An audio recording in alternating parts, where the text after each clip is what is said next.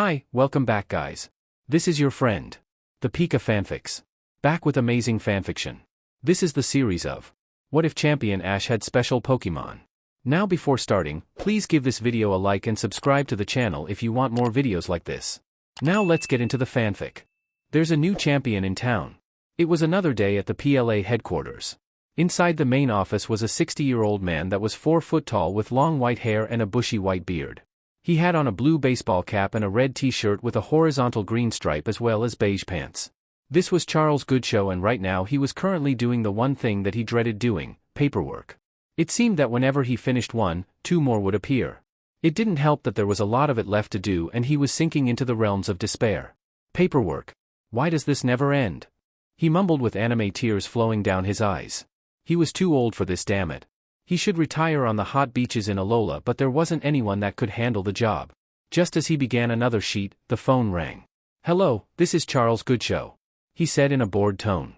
Probably just another bogus call on insurance, he thought to himself. The next words were something that interested him. Wait, Alola has its first champion? That's wonderful. Now you can be a part of the association. Just tell me, who is the new champion? When the name replied, his eyes shot wide. Outside the building, people and Pokemon were walking by when suddenly, shooting from his desk, he began to shake with excitement. No way. This isn't a joke. He's really the champion. Of course I'm excited. He's a well-known trainer. I was hoping that he would be champion soon. Hell, I wanted him to be champion of Sinnoh if it weren't for that pesky, long-haired rich boy. Don't worry. I'll head to Alola and meet him. I'll bring some company along with me. He hung up before dialing other numbers. This is huge. The rest of the champions are going to get the shock of their lives. Near the Lake of Rage. Currently a group of G-men were invading a warehouse that was suspected to be a front for Team Rocket. Leading the charge was a 30-year-old man with pale skin, spiky red hair and blue eyes. He was currently wearing a red and blue shirt and pants combination with a pair of black boots as well as a black cape over his shoulders. As he was overlooking the operation, suddenly his phone rang. This was Lance Dragule, the champion of Kanto and Johto. "Mr. Goodshow, what is it?" "I was about to," he began in an annoyed tone when suddenly. "Come quickly? It's important?" "Fine," he said, hanging up. Whistling for one of his men, he relayed the orders. "You take care of the operation. I'm needed at the association," he ordered with the G-man saluting as he ran back to the assault. "Dragonite, I need your help," he said as he flung the Pokeball into the air, releasing a pale yellow dragon with gentle eyes. Getting on board, he took to the air towards where the main league building was. This better be important. In a set of ruins, a 28-year-old man with pale skin, blue hair and blue eyes was currently in a cave with a lot of geology equipment. He was right now dressed in a 3-piece suit of a white shirt, purple vest and black blazer, that was currently draped over a chair, with a red cravat tied around his collar. He also had a pair of black slats and black dress shoes. On his left ring and index finger were 2 rings. This was Stephen Stone, one of the 2 champions of Hoenn. And right now he was eyeing the large boulder he had discovered during his excavations. "Now then, let's see what we can find," he muttered to himself, getting a small hammer and chisel. But before he could do anything, the phone rang. "Oh come on," he yelled in annoyance, hitting the call button. "Hello? How can I help you?" he asked in false politeness. He relaxed when he realized it was Goodshow on the phone. "Yes? Come quickly? But I was about to, fine," he said, grabbing his blazer then leaving the house. What on earth does he want now? Over by a large lake of water, a 28-year-old man was sitting by the coast, enjoying the serenity of the area. He had pale skin, aqua hair with 2 bangs going over his face and gentle green eyes. He was currently wearing a white flat cap, a white vest over a purple crop top, white pants held up by green straps by the middle and a pair of white sandals. Over his shoulders was a green scarf and on his right forearm were 3 white bands. This was Wallace Aquarius, the other champion of the Hoenn region. Nothing like a peaceful day. No trainers, no evil teams, no talk shows. Just me and the natural waves. Nothing can ruin this day for me," he said in a jovial manner. His phone rang. "Except for that," he screamed in frustration. "Yes," he said as he held the phone up to his ear. "Get to the headquarters? This is important?" "If you say so," he said, hanging up the phone. "Milo Tick," he called out as the beautiful sea serpent emerged from the ocean.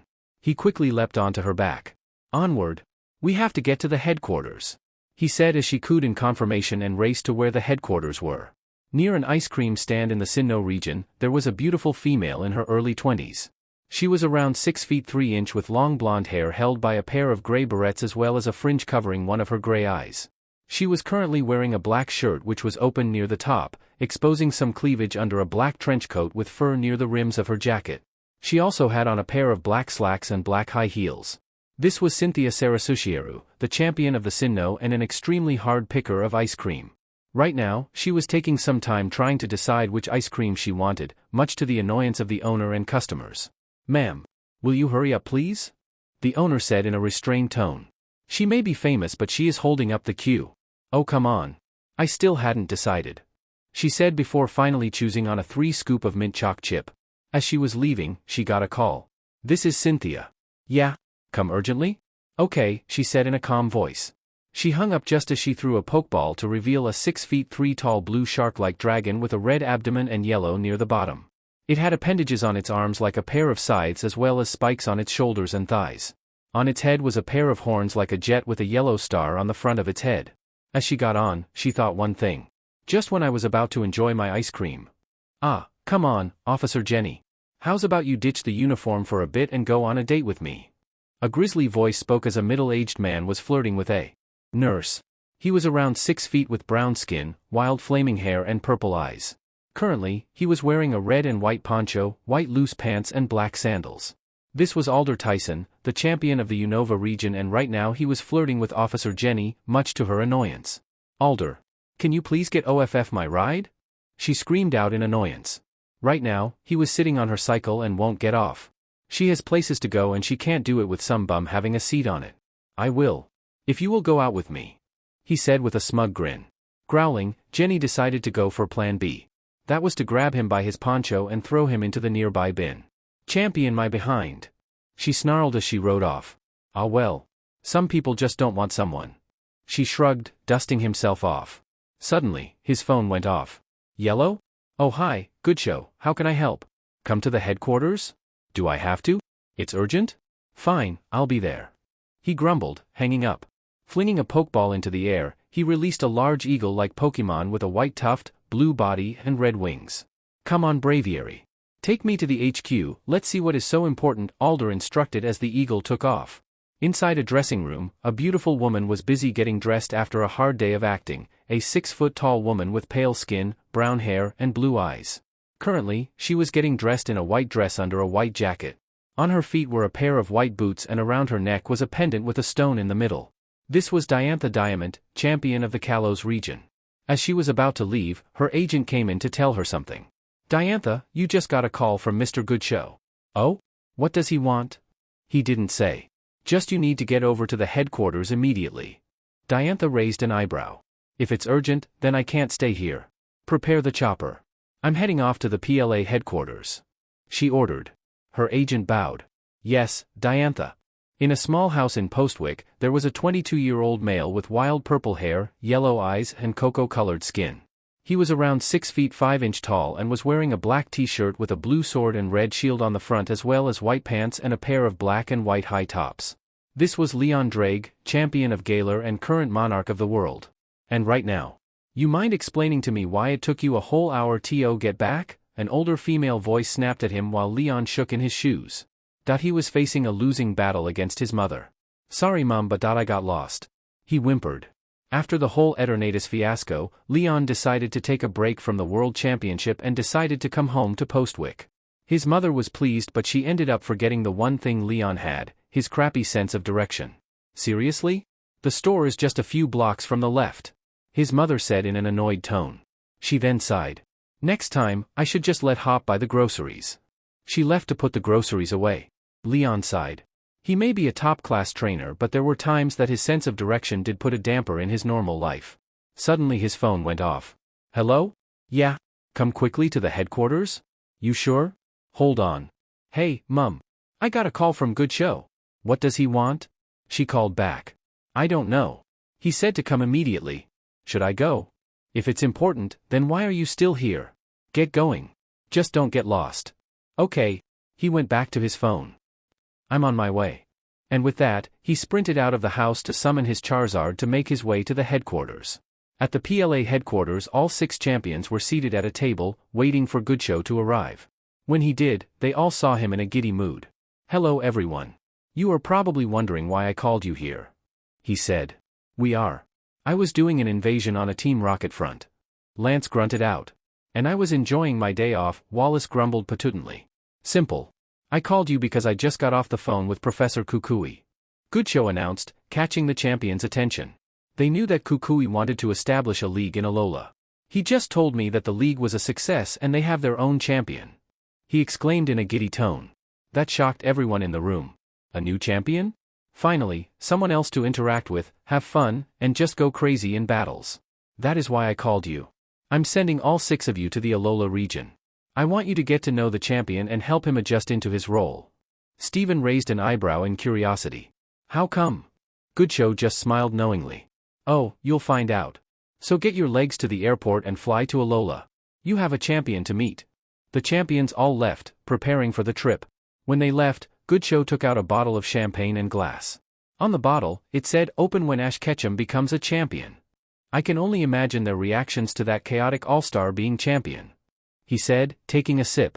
"Here's to you, Ash." At the airport, all 6 champions had their luggage with them at the airport terminal. As they began to board the plane, they had a discussion amongst themselves. "So, who do you think the champion of Alola is?" Lance asked. "He or she has to be strong after all," Steven said, sipping some pineapple juice. "Maybe we're dealing with a showman or a master of presentation," Wallace commented, looking up from his magazine. "Well, whoever it is, let's be sure to treat him like one of us," Diantha commented. "That's right. The Alola champion will need help with managing the region. We'll offer our assistance any way we can," Cynthia commented before a tick mark appeared on her head. "And can someone wake Alder up? His snores are shaking the plane," she roared as Alder was snoring in his seat, before he shot up from her voice. "Sorry. Jet lag," Alder commented. "Come on, old man. You can rest when we get there," Leon snarked out, causing chuckles with the rest. The plane journey was filled with giggles as the champions made their way to Alola. Meanwhile, a raven-haired 15-year-old was busy watching the bright sky. Alongside him was a yellow mouse with red cheeks. "You know Pikachu," he told his partner. "Something tells me that things are going to be interesting for me now I'm back in Alola." "Pika," the mouse agreed, sitting next to his trainer chapter text. A reunion worthy of champions. In the Pokémon school, a teacher and his students were currently in a class, getting on with the next year of learning. The teacher was a 6'5" tall man with tan skin, black hair done in a bun and black eyes covered by a pair of sunglasses with a green frame. He was currently shirtless with only a lab coat covering him and a pair of shorts as well as sandals. On his left ring finger was a silver ring. This was Professor Kukui. "All right class, I got an announcement to make. We are having some special visitors coming over to Alola." "Who, Professor?" The speaker was a 15-year-old girl with pale skin, long blonde hair with 2 pigtails and green eyes. She was currently wearing a white sundress with knee socks and white sensible shoes. Next to her was a small fox with a curly white mane and snow-white fur and ice-blue eyes and a doll-like creature which looked like it was made of steel with a silver coloration. It had pink eyes with a blue and pink center. This was Lily Ether and her partner Snowy, her Alolan Vulpix and Magiarna. Kukui smiled at the question. "The other champions of course." This excited the other students. "Some of the strongest trainers. Coming here." "The other champions?" "Here," spoke the voice of a portly 15-year-old boy with short orange hair and brown eyes. He was wearing a white shirt with a game console print on the front, black shorts with green rims. On his feet were black trainers with green lightning bolts on them. Next to him was a silver hamster shaped into a ball with brown and yellow triangles on its body as well as a silver tail with a yellow tip and a dark blue stag beetle with yellow mandibles. It also has an orange jaw and yellow eyes as well as clear wings. This was Sophocles Uila as well as his Pokémon, Togedemaru and Vikavolt. Kukui nodded. "That's right. I managed to tell them about the Alola League's success and that we have our champion. The other champions are here to meet him.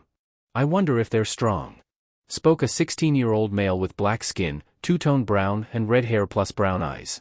He only wore red shorts and red sandals and around his neck is a brown cord with a few gems on it.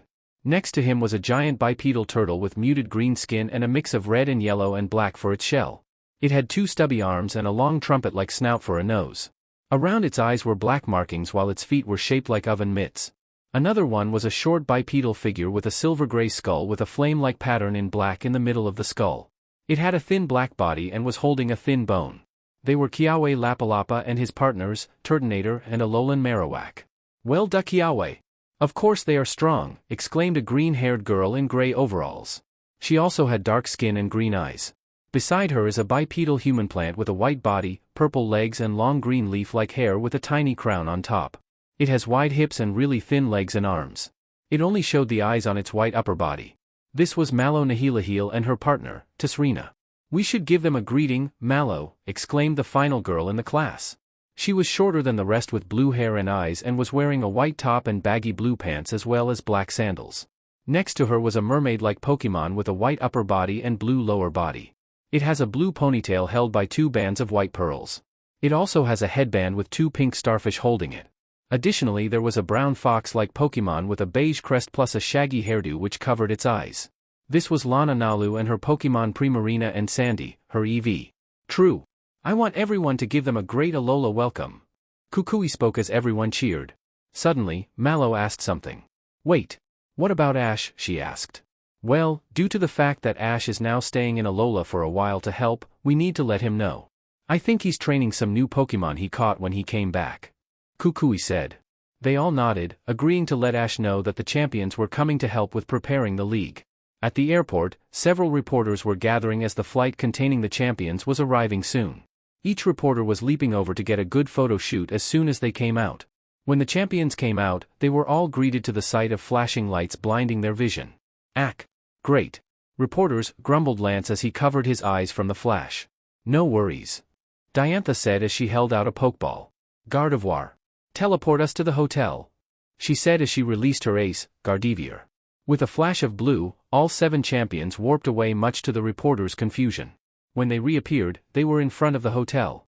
Diantha thanked Gardevoir and returned her back into the capsule. So we'll get checked and then go around and see the sights? Diantha asked. Then we'll see Kukui and ask who is the new Alola champion. Lance added, and soon they made their way into the hotel to check themselves in. As soon as they checked in and got unpacked, they decided to do some sightseeing before meeting Kukui. They exited the hotel in some summer gear. Lance, dark blue t-shirt with a dragon skull on the front, blue jeans, and his black boots. Steven, metallic gray short-sleeved shirt, black slacks, and black dress shoes. Wallace, lime green tank top, blue shorts, white sandals. Cynthia, blue sundress, black slacks, black open-toed heels. Alder, white baggy shirt, white shorts, brown wooden sandals. Diantha, white sundress, black shorts, white flip-flops, white sun hat with sunglasses on top. Leon, purple tank top, blue jeans, red trainers, his signature cap on his head. Okay, Lance instructed, we'll do some sightseeing for an hour or so, then we'll meet at the docks to meet Kukui. He'll be on Melee Island and we'll need to also meet the new champion. And Leon. The Galar champion looked at the Kanto Johto champion. Try not to get yourself lost. Lance concluded. Why do you guys act like I'm a broken compass? Leon exclaimed. Because you are, they all responded in a deadpan manner, causing him to pout. Soon they all went their separate ways to do what they wanted. Diantha was currently wearing her shades and smiling at the residents of the island. Alola sure was a carefree place. You can just feel the natural aura in the area. She was also lucky no one was mobbing her right now. Whoever this champion is must be pretty powerful to use this feeling, Diantha thought to herself. She saw a bakery and went to get some treats when she ended up bumping into someone. Oh, I'm sorry. She apologized. She was about to leave when the figure spoke in a tone she knew all too well. What the? Diantha, is that you? Exclaimed the voice, causing her eyes to widen. She knew that excited voice. Moving her shades, she saw who the figure was. A 15-year-old male with raven black hair done in a spiky style, chocolate brown eyes, and bronze skin. He was wearing a white shirt with a Pokeball symbol on the front, a blue sleeveless bomber jacket, a red cap on his head, black shorts, and red trainers. On his shoulders was a yellow mouse with red cheeks and a tail in the shape of a lightning bolt. This is Ash Ketchum and his partner, Pikachu. And both had the widest of smiles on their faces.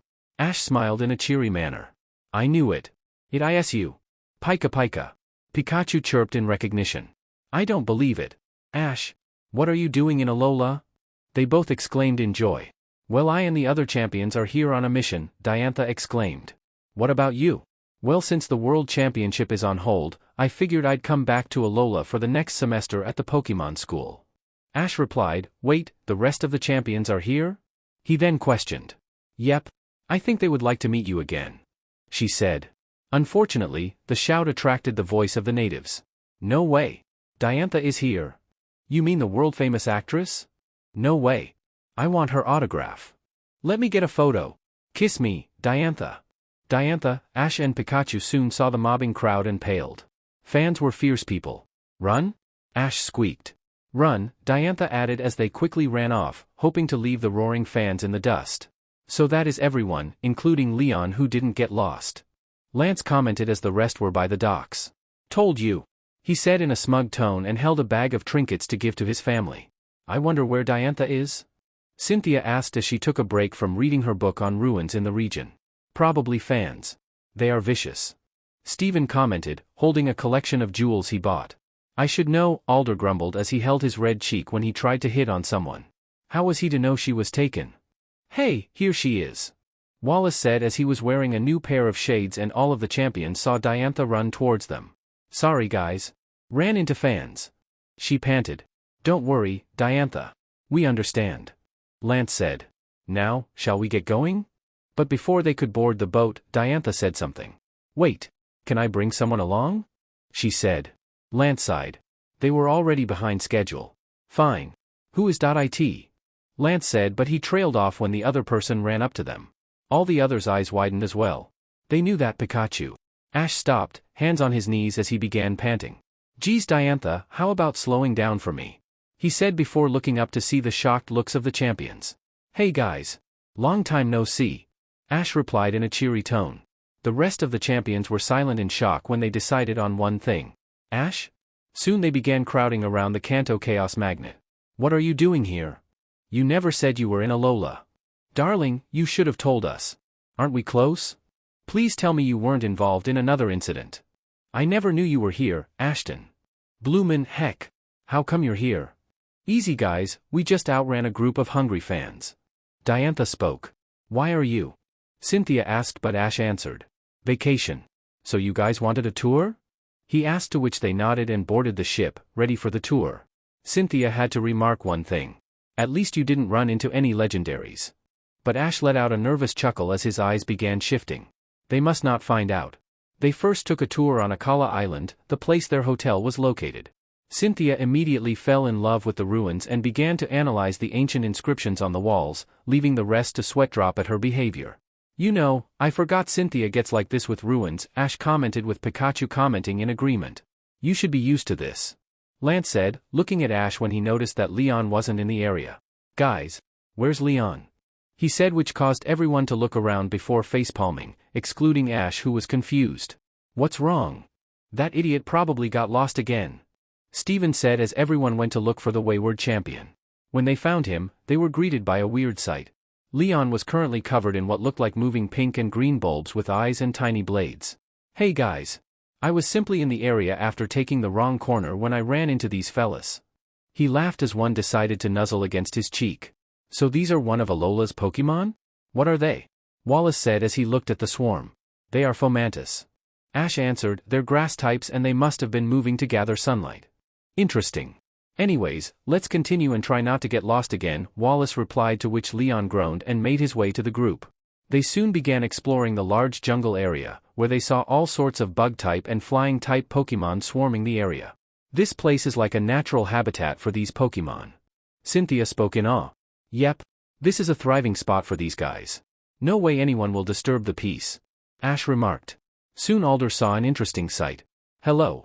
He greeted the Pokémon. It was a large orangutan with white fur and a purple cape. It had yellow markings under its eyes and was holding a large leafy fan. And it was sitting in front of a shogi board. Oranguru.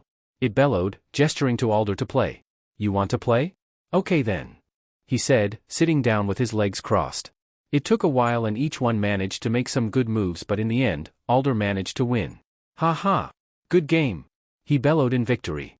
The Oranguru smiled gently and let out a grateful grunt, moving back into the jungle. When he got up, he noticed the rest sleeping. Oh come on. He exclaimed. They fell asleep? How rude.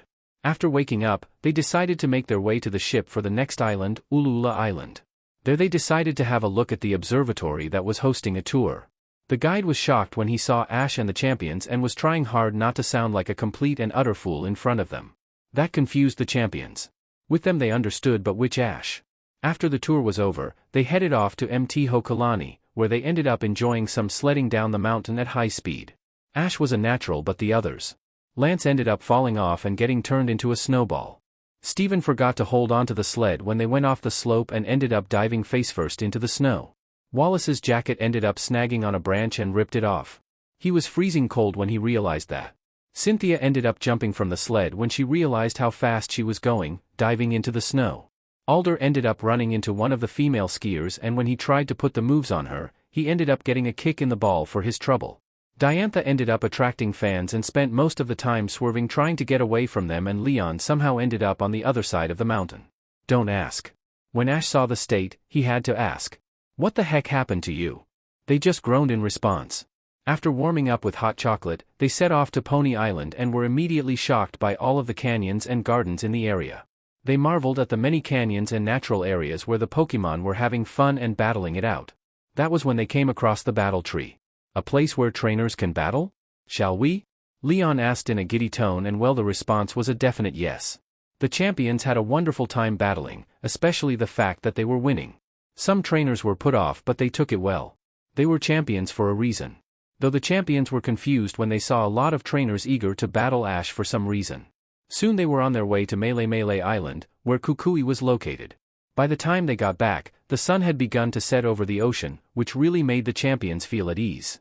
I have never seen an Alolan sunset before. It feels nice, Lance said with a blissful look on his face.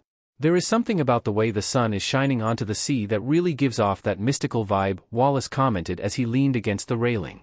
After watching this, it feels as though we don't have to worry about our duties as champions, Steven replied, feeling ease which he didn't feel in a while. We should come here more often, Cynthia said with a small smile. Alder just inhaled deeply before letting out a loud sigh. Being here makes this old man feel young again. I think this will make a good spot to make a movie. That is if I get permission from the Alola champion. I think you will, Leon remarked, mentally noting down to take his family here for a vacation. Diantha looked confused. Ash can ask. I mean, he's friends with all of us, so him being friends with the Alola champion isn't that far of a stretch, he clarified, and everyone nodded. Ash wasn't listening though. He had his eyes closed along with Pikachu just taking in the sunset. I never get tired of watching this, he mumbled with Pikachu agreeing. When they got to the docks, they saw Kukui and his class. There you are, Ash. I was wondering where you got off to. Kukui exclaimed with his usual grin. Sorry, Professor. I was giving these guys a tour of Alola, Ash said in a cheery manner, and the whole class began to clamor around the champions. Wow! They are here. I hope we get to battle. Can I get your autograph? I bet you were nervous with these guys, huh, Ash? What they didn't expect was Cynthia answering. Oh, don't worry. We knew Ash before. He was really chill. Record scratch. The whole class just looked at the Sinnoh champion like she was saying that she was an Arceus in disguise. What did you say? Kiawe asked. Ash decided to answer, not noticing the atmosphere. I met these guys before. They aren't royalty or anything. Just strong trainers. Soon Ash was surrounded by his classmates, asking how he met them and if he battled them. Ash did his best to answer them, but they started to get overwhelming. Luckily Kukui ran interference and yanked out of the crowd. Okay, that's enough, he announced, which calmed them down. Turning to the champions, Kukui decided to ask something. So you guys are here about the Alola League? Lance nodded, slipping into professional mode. That's right, we came here because we heard that Aula has its first champion. Goodshow asked us to spend time with him or her to help adjust into the role. So you know where we can find the new champion? Kukui and the class just began to chuckle amongst themselves, further confusing them. What's so funny? Alder asked. You want the Alola champion? You guys were going with him the whole time, Kukui said from behind his hand. The champions were confused, processing the sentence Kukui said. But the only person we were with was, Leon said in confusion before realization settled in. The rest of them had the same realization. Soon they turned their heads to where Ash was, who just escaped the clutches of his classmates. Sorry about that. They were eager, he said. He then noticed their shocked looks. What's wrong? Ash, are you the champion of Alola? Cynthia spoke in a low, surprised tone. Ash just looked confused. Yeah? 3.2.1. The rest of the champions all screamed in disbelief. Time to meet the new crews. Silence. That was the only sound coming out of the champions' mouths as their jaws dropped at the news. This whole time they were traveling with the Alola champion, and not only was it with their favorite wandering Chaos Magnet, but said Chaos Magnet was the champion of the Alola League. After 6 regions, he finally became a champion. The shock was so big that they could only do one thing: faint from the news. Everyone looked at the fainted champions with mildly shocked expressions. They looked like they were KO'd by a one-hit move. Kukui remarked. Why were they so shocked? Kiawe couldn't help but ask. It doesn't matter. Let's just get them to the hotel. Maybe they'll get some sense back to help with the league preparations. And with that, they called a taxi to take the catatonic champions back to the hotel. Now then, Mallow turned to Ash. What did you mean by, you already met the champions already? Soon, Ash was surrounded by his friends, who were wondering the same thing. It was early in the morning and all of the champions made their way to the dining hall, all looking rather ragged and tired from yesterday. Hey, I had the weirdest dream. Lance hummed, flopping into his chair. Let me guess? Ash Ketchum being champion of the Alola region? 'Cause I had it too. Steven remarked, grabbing a banana and peeling it for his breakfast. Really? Same here. I think yesterday was a big fever dream, Wallace hummed, resting his head onto his arms. The others were about to comment when suddenly they heard someone comment. Can you believe that the other champions are here? A passerby said excitedly. I know. Maybe we can finally be able to get this region recognized. And with our new champion, we may be one step closer to doing so. Another added. Cynthia was curious and approached them, wanting to ask. Really? So who is the champion? Cynthia asked, a mug of coffee in her hand. Oh, his name is Ash Ketchum. A kid from Kanto that managed to show the thrill of battle to us. The champion's eyes all widened. You're serious? Lance said as he looked in his eyes. Yep. I was there. He took on the masked royal and boy was it a battle to remember. He replied. Soon a couple approached them, having heard the conversation. Yeah. He managed to beat Tapu Koko with that Pikachu of his. Can't say he didn't deserve the title. Beating a deity. Automatic respect, the female of the couple replied. Next a teen added his thoughts. If it weren't for him, Alola wouldn't be recognized as a proper region. I am thankful he came here. The teen spoke and soon it traveled around the room. The champions had to leave so they could gather their thoughts. The champions were once again silent. It wasn't a dream. It was real. Ash really is the champion? Lance exclaimed. I don't believe it. Cynthia exclaimed. After breakfast we go and find Ash to congratulate him, agreed? Diantha said. Agreed. Meanwhile, Ash was currently seated at his table with his classmates, who were in the middle of an interrogation. Ash, what did you mean by you met them on your journeys? Kiawe began as he bored his eyes into his skull. It's like I said, I met them on my journeys, saw them battle and battled them myself. They aren't anything special. They are just really strong trainers. But they're champions. I mean, didn't you treat them with respect? Lana asked. As fellow trainers, yeah. Ash then paused to think about something. Except for Alder, who ended up falling asleep during our match. Alder sneezed, thinking someone was talking about him in a not-so-nice manner. Also, why didn't you tell us? Mallow shouted. You didn't ask, Ash replied, causing everyone to fall down in an anime fashion. That's enough. As much as this is amusing, I would like for us to get on with the lesson. Ash, the champions also want to talk with you. They want to try and help with the creation of the Alola League. Okay, Professor. Ash spoke in his cheery manner. Soon the lesson began, with everyone's thoughts being. How much do we really know about Ash? After breakfast, all 7 champions made their way out of the hotel, all the while waving to the cameras and signing autographs. Since we are here, let's have our partners walk with us. They should enjoy the sun too. Alder suggested. They all agreed and flung their Pokeballs into air, releasing their aces. Lance's Dragonite hovered in the air before landing, letting out a brief grunt in relaxation from the soothing heat. Steven's Metagross landed with a heavy thump, its gaze analyzing its current situation. Wallace's Milotic spun once in the air before landing gracefully. She then felt the heat of the sun and looked to see if there was any water. Cynthia's Garchomp landed with a loud thump, growling as it analyzed her surroundings. Alder's Bouffalant was next as it immediately went to munch on some bananas left out. Diantha's Gardevoir landed with the grace of a ballerina, before surveying the area. Leon's Charizard let out a growl before stretching his wings. Alright, let's go and find Ash. Leon said in a happy manner and went off down the road, hoping to find Ash.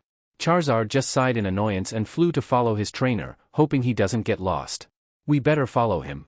Diantha sighed and they took off to find the Galar champion before he ended up in the woods someplace. Ash was currently at the beach, playing with a 1-year-old tan-skinned boy with brown hair and eyes. The baby was currently wearing a green onesie with a Pikachu face on the front and was gurgling in happiness. This was Lei, Kukui's son and Ash's baby pseudo-brother. Hey Lei, guess what? Some old friends are meeting your champion brother.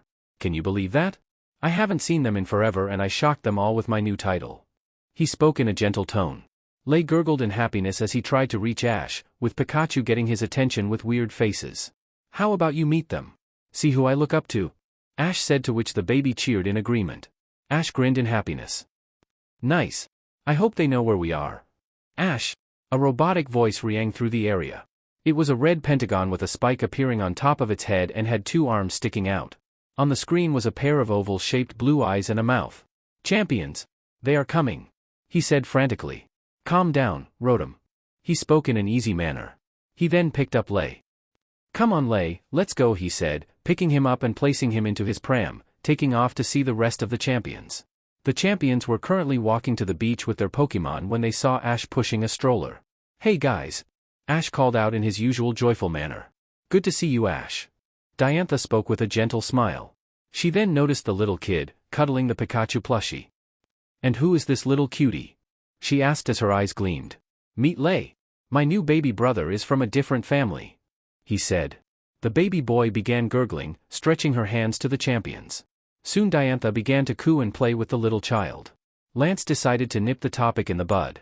So Ash, we heard that you are really the new champion of Alola? He asked in a serious manner. Yep. He said in a happy-go-lucky manner. But then he noticed the serious looks on all of the champions' faces. Diantha even stopped playing with Lei. Is something wrong? Ash asked in a confused tone. Suddenly, Ash was wrapped in Cynthia's arms, much to his shock. I am so freaking proud of you. She squealed in happiness. That was it. The rest of the champions began wrapping Ash in their embraces, congratulating him on the win. After a long time. Guess this was the surprise Goodshow was referring to, said Lance. I always knew you had the potential since Kalos. Steven remarked. Darling, you deserve the title. Wallace proclaimed. Ha ha ha ha. Ashton, you do a trainer proud. Alder bellowed out in a hearty manner. I am so proud. I was hoping you would win. Diantha exclaimed. Guess that explains your Pikachu, right mate? Leon laughed. Ash blushed in embarrassment. You're embarrassing me. When they let go, Ash had an idea. Say, you guys want to see the Pokemon that helped me win? They all agreed. Meanwhile, Rotom Dex was spazzing out. I don't believe it.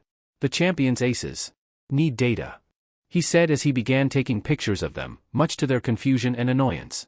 Ash noticed this and deadpanned. Maybe we should wait until Rotom stops acting like a loon, he muttered. Pika. Pikachu agreed in a deadpan manner. All the champions saw Rotom Dex and sweat dropped at the sight. Who the hell is this? Leon said. I am Rotom Dex. The latest version of Rotom, he said with a proud manner. Yet I'll stick with my Rotom phone, Leon said in a deadpan manner. After that ordeal, the champions and their partners were by the beach with Ash holding a few of his Pokeballs ready. Lei was in the arms of Cynthia, who was currently playing with her hair. Alright guys. I hope you are ready. This is the team that won me the league.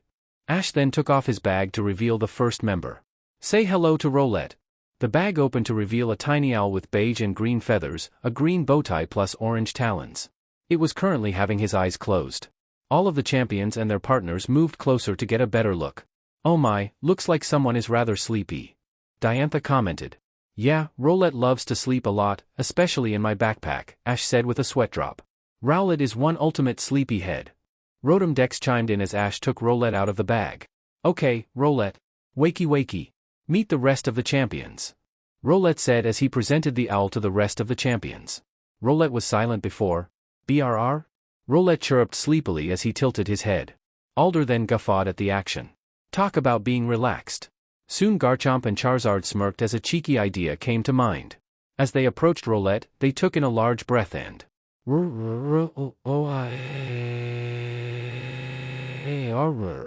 roared that it caused the beach to shift from the power of the sound. When they stopped, they were expecting Rowlet to be wide awake and screaming. Instead, BRRR? Rowlet tilted his head again in a sleepy manner. Charizard and Garchomp's jaws dropped in shock. That wasn't supposed to happen. Wow.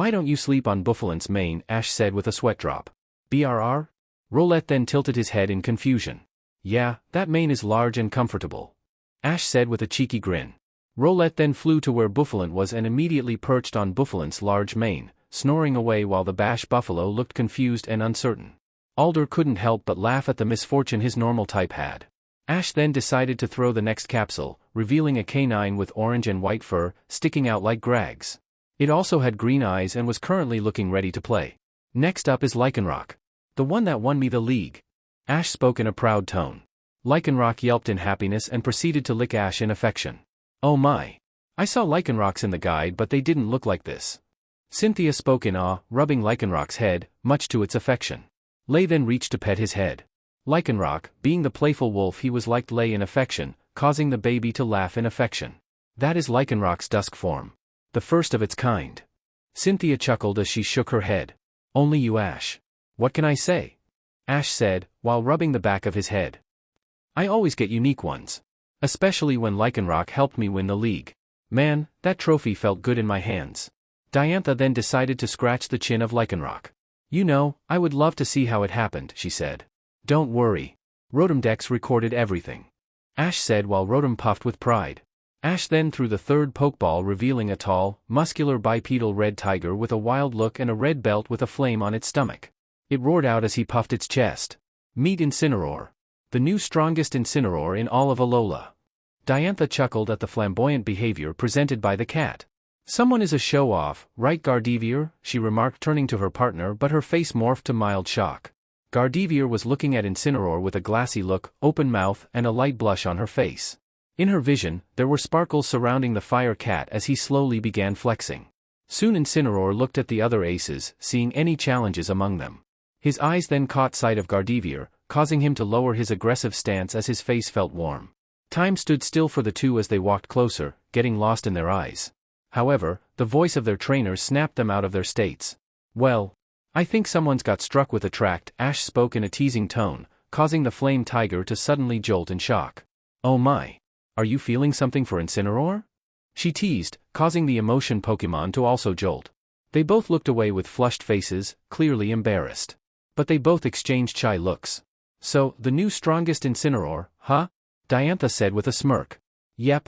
Took down Professor Kukui's Incineroar and evolved as a result. Never did get a chance to see how well he could battle though. Ash then held two more Pokeballs, though one was blue and yellow. Ash? Why is one of them different? Lance asked, pointing at the beast ball. Ash smirked. Trust me, these two are special. He threw the regular Pokeball first, revealing a giant that looked like it was made of liquid metal with a giant hex nut for a head with a black dot for an eye and two arms that looked like a pair of tires for arms. It also had a wire for a tail. Steven looked like he was about to have a heart attack. Say hello to Melmetal, an ancient Pokemon. Steven then walked up to Ash, moving like a robot. Ash, you had a mythical steel type this whole time? He asked in a robotic manner as he began shaking his shoulders, a manic look in his eyes. You never asked. Ash replied as he was getting dizzy from being shaken like a rag doll. Melmetal then slammed its fists in joy, then soon began to flex its muscles. Those metallic muscles. Melmetal then stretched its right arm high as he flexed. That glistening shine. The giant then flexed forward, flexing his arms. That lovely shine. Melmetal then curled his arm. Oh, I can't take it. Let me analyze you. Steven declared as he leapt at Melmetal. Luckily, Metagross used its psychic to bring him back. Meta. It groaned out. Did you seriously have to act like that? Lance groaned out as Steven rubbed his head sheepishly. Rotom then decided to pipe in with Metagross's data. Metagross, the Iron Leg Pokémon. A Steel and Psychic type. Metagross is said to have 4 brains locked into its body, giving it the intellect of a supercomputer. Its strong legs and claws can hold itself down to prevent it from moving. You know, Professor Oak did mention an ancient species being rediscovered. This is it? Cynthia said with a thoughtful look. Yep. Melmetal could hold his own well. With more training, he'll be unstoppable. Ash commented as Melmetal placed his arms on his hips, looking proud. So Ash, Lance began to ask, who is your last Pokémon? It's not technically a Pokémon, but I still consider it one. Come on out. Ash said as he threw the ball into the air. As the light blasted out, there was silence until Nagana. A figure swooped down and blitzed past the champions and their Pokémon. Soon it began flying at high speeds in the air before coming to a stop in front of them. To their shock, the being was a purple insect-like dragon with a pair of scythe-like wings, a thin upper body with 2 thin claws and a large, round lower body with 3 stingers at the end. On its face was an aqua visor and a pair of mandibles. WHWHWH, what the hell? Lance exclaimed in shock. What on earth is that thing? Steven spoke in a surprised manner. Meet Naganadel. Ash said in happiness as the Ultra Beast began spinning in place. All of the champions were looking at the Ultra Beast in shock and awe. I don't think that is a Pokémon. Leon said. That's because it isn't. Rotom piped up showing a display of a weird wormhole on its screen. Ash then piped up. Naganadel is called an Ultra Beast, Pokémon that exist in another dimension. During my time, my friends and I had to find them and get them back into their own dimension. It wasn't easy, let me tell you that. Hold on. Cynthia said in a no-nonsense manner. Ash. You wouldn't have something to do with this whole Ultra Beast thing. Did you? Ash soon began to sweat. Soon, Lance, Cynthia, and Diantha facepalmed, groaning at the realization. Seriously. Can't you go one journey without being involved in some world-ending plot? Lance groaned into his hand. I can't help it if I'm a magnet for chaos. Ash spoke indignantly. Or that hero complex of yours. Cynthia also added. Look, we just don't want you getting hurt, Diantha said with her hands on his shoulders. She had a look in her eyes which screamed protective older sister. Look, you know I can't promise that. If someone needs help, then I'll be there to help. Ash said defiantly. Diantha was silent but she just smiled. Fine. Just try not to get into too many shenanigans, alright? Diantha said. I'll try. Leon decided to change the subject before things got heavy. So, this is the team that won the Alola League. He said. Oh yeah. They managed to help me win. Alola was the only place where I won. Man, I still couldn't believe the victory. I still pinch myself to make sure it wasn't a dream. The champions were impressed. This must be some team for him to become the first champion. However, it turns out I attracted more Pokémon when I came back to Alola. Ash then revealed more Pokeballs. Throwing the first one was a toucan with a large beak with 4 stripes going vertical, a white marking covering its chin and chest, and a half-circle, yellow marking on each cheek. He was clearly old as his feather were slightly gray. This is Toucanon, Rowlet's pop. He said as the toucan let out a low caw and bowed in respect. You managed to get Rowlet's dad to come with you? Steven said as Toucanon went to where Rowlet was, alerting the owl awake with a tap of his beak. Yep. There is still a lot for Toucanon to teach him. Luckily, the rest of the flock decided to move near here. He is pretty skilled though. Taught Rowlet a lot of his moves. Ash said as Toucanon began napping in Buffalant's mane. Ash then launched another Pokeball, revealing a pink and light green mushroom with black eyes and 2 thin arms. Diantha soon crouched down, interested in such a being. And who is this cutie? She said, rubbing the cap, causing it to giggle. Meet Shiinotic. I met this girl when I went camping. Ash spoke as he watched the mushroom absorb all of the attention from Diantha. So how did you help her? Cynthia said with a knowing smirk. Huh? Ash said with a cute tilt. Come on. Most of your Pokémon come with you because you helped them or saved them. She clarified. Oh. Helped her restore an old tree. Ash said with a proud manner. By planting new roots or killing any weeds? Wallace asked. Nope. By allowing her to drain my energy to restore it. He said with the same tone. The champions were silent before deadpanning. That shouldn't be a surprise. Anyways, here is the next one. Ash said as he threw the capsule. When it opened, it revealed a tall, bipedal arthropod with a light blue shell and gray underbelly. It has rather wide forearms with 2 claws on each one and a narrowed glare with purple antenna sticking out. It also stood with a calm expression, looking at the champions who were also analyzing the being. Oh my! A calm expression like the body of a lake. Tell me, who is this magnificent creature? Meet Golisopod. Met him after he got trapped between some rocks. Ash said as Golisopod bowed with DSPLN. Wallace nodded his head in approval. He appreciated the DSPLN of the Pokémon. Now then, you may want to crane your necks for this one. Ash said as he threw the ball into the air. What it revealed was an executor, only its neck was very long and it had more of a dino-like build with a green bulb with a face on it. XEG. He droned, stomping his feet in happiness. Huge. Leon said as his eyes bugged out of his skull. An executor?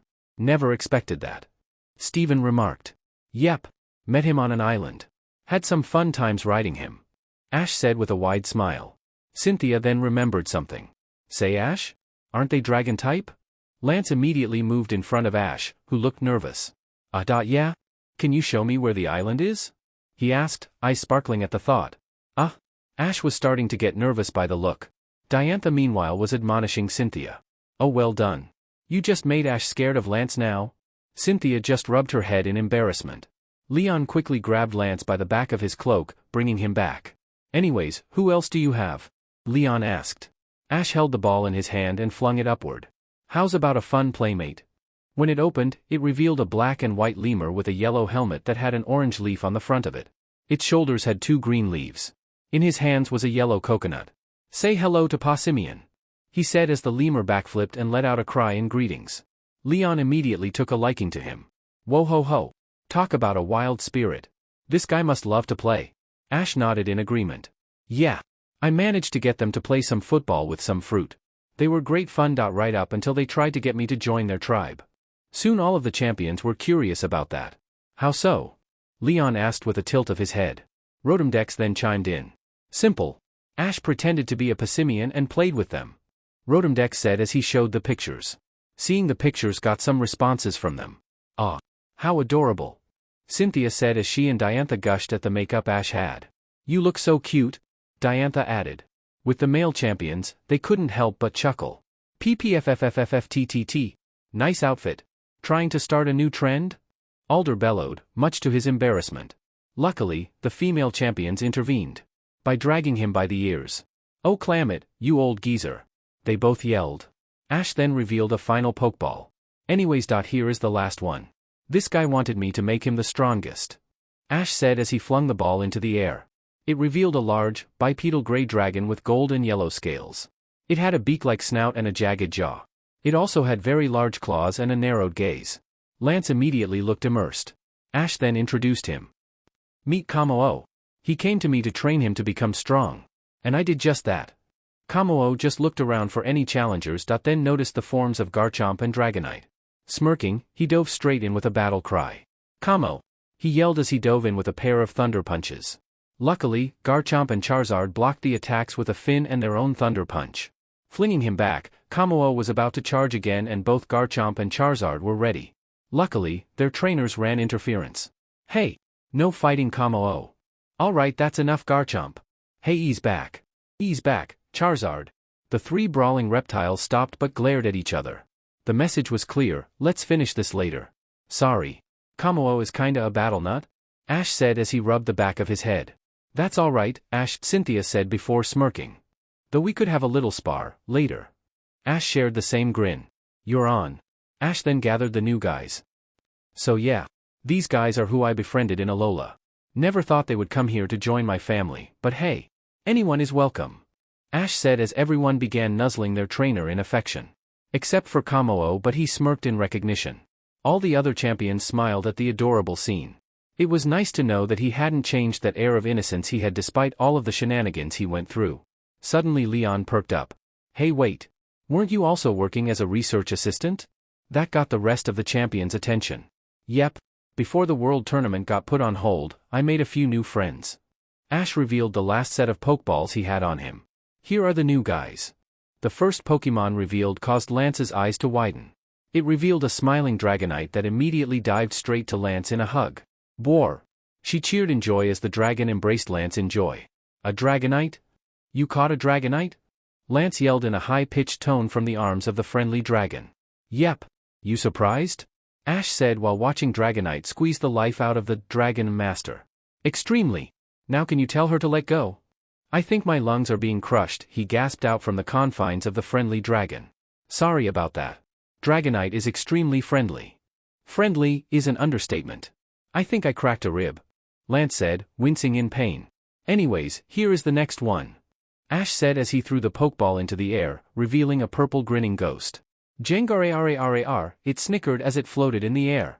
And a Jengar too? Are you planning on capturing all of the Kanto Elite Four's aces? Lance questioned him. Oh please, I took Jengar in. Ash proclaimed, the ghost floating between Lance's Dragonite and Charizard. Both dragons were trying to amac the annoying ghost away. How so? Cynthia asked. Ash then scowled as he remembered that scrawny loser he encountered. Its old trainer abandoned it as he kept losing battles. Said Jengar was a curse and left it at the lab for 3 years. Jengar caused some trouble and nearly killed its old trainer. Honestly, I wanted to punch his face myself. He said. Jengar also scowled at the memory of his old trainer. Soon the other champion scowled as well. So he believed in luck? What a joke. Lance said. Tell me, dear. Do you know his name? I have half the mind to give him a few lessons. Wallace asked. No idea. He ran away like the Torchic he was. Ash said. But still, Cynthia said as she rubbed Jengar's head, it was nice of you to take Jengar in. Hey. I can't stand a Pokemon being abandoned. Course I'll take him in. Ash said with a smile. Jengar let out a joyful agar as he hovered behind Ash. Soon Ash held another ball. Here is member number 3. He said as he threw the ball into the air. It then revealed a blue, humanoid jackal. That looked at the champions in curiosity. A Lucario? Cynthia looked in curiosity. Yep. Raised it from when it hatched. Ash said with pride. Lucario then began to analyze the champions and their partners, seeing which ones were worthy for a fight. Hey, Lucario. You can spar with them later. I want to introduce the rest of the team. Ash said. Lucario looked put off but relented, going off to sit in the sand as it stared at the champions. Anyways, I would like for you to meet the next member. The knight. Sirfetch'd. Ash said as he threw the ball into the air, revealing a white duck holding a leafy shield and leek sword. All of the champions, barring Leon, looked at the duck in interest. A Sirfetch'd? Say, I heard that was an evolution to the Galarian Farfetch'd, right? Lance asked as he placed a hand under his chin and thought. You're right, mate. Sirfetch'd are a regional evolution, much like the ones in Sinnoh. Pretty sound and honest, like the knights of old. Leon said. The champion all looked at him in wonder. What? Sonia made me study Galar's history. I couldn't say no. Leon said, crossing his arms. Guess you do no more things than battling. Cynthia noted, causing Leon to puff up in pride. Now all we need is for you to know how to read a map, she added. And like that, his pride dropped. Don't rub it in. He yelled childishly. Sirfetch'd meanwhile looked at the 2 female champions with a sort of glare, making them feel uneasy. Why is it staring at us? Diantha asked. Soon Sirfetch'd pointed its sword into the air and bowed in respect. Oh my. Someone is respectable. Cynthia said. Like I said. Chivalrous and respectable. Leon replied. And now for the last member. Ash said as he threw the ball into the air. A resounding chomp filled the air. Ow, my head. What was revealed really shocked the champions and their aces. Specifically, the dragon types and lone water type. It was an odd creature with a pair of legs attached to a spiky tail with a fish head attached to the end. It had beady eyes and a pair of tiny flippers as well as a pair of big jaws. Dra. Draco. Draco. It garbled as it bit Ash's head in happiness. Ash was currently flailing inside its mouth. Ah come on, Dracovish. I am not a snack. He yelled from inside. Meanwhile, a blue-haired man flinched. Something wrong? His partner asked. I feel like someone is going through something I did, he replies. After getting his head out, Wallace coughed in awkwardness. Ash. What is that? He asked. Meet Dracovish. A fossil Pokemon and someone that loves to bite my head when I send him out. He said with a resigned look. Wallace simply looked at the Frankenstein-like fish as it also stared back with its beady eyes. There was no way that thing could be real. Is this a water type? Because it is one odd-looking water type. He asked. Water dragon type. Ash answered, patting the fish's head. Lance and Dragonite just looked at Dracovish in uneasy shock. That's a dragon type? Lance asked in confusion. Meanwhile, Milotic was watching with apprehension at the creature. Most water types were the epitome of beauty. This thing looked like an abomination of science.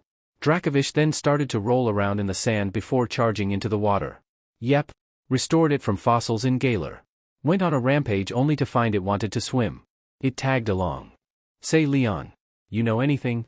Lance said, but then he noticed Leon looking a bit apprehensive. Something wrong? Let's just say that I have bad memories with a Dracovish. He said mysteriously. Lance stared at him for a while before turning back to Ash. So, these are your new Pokémon? I must say, you have a strong team. Thanks.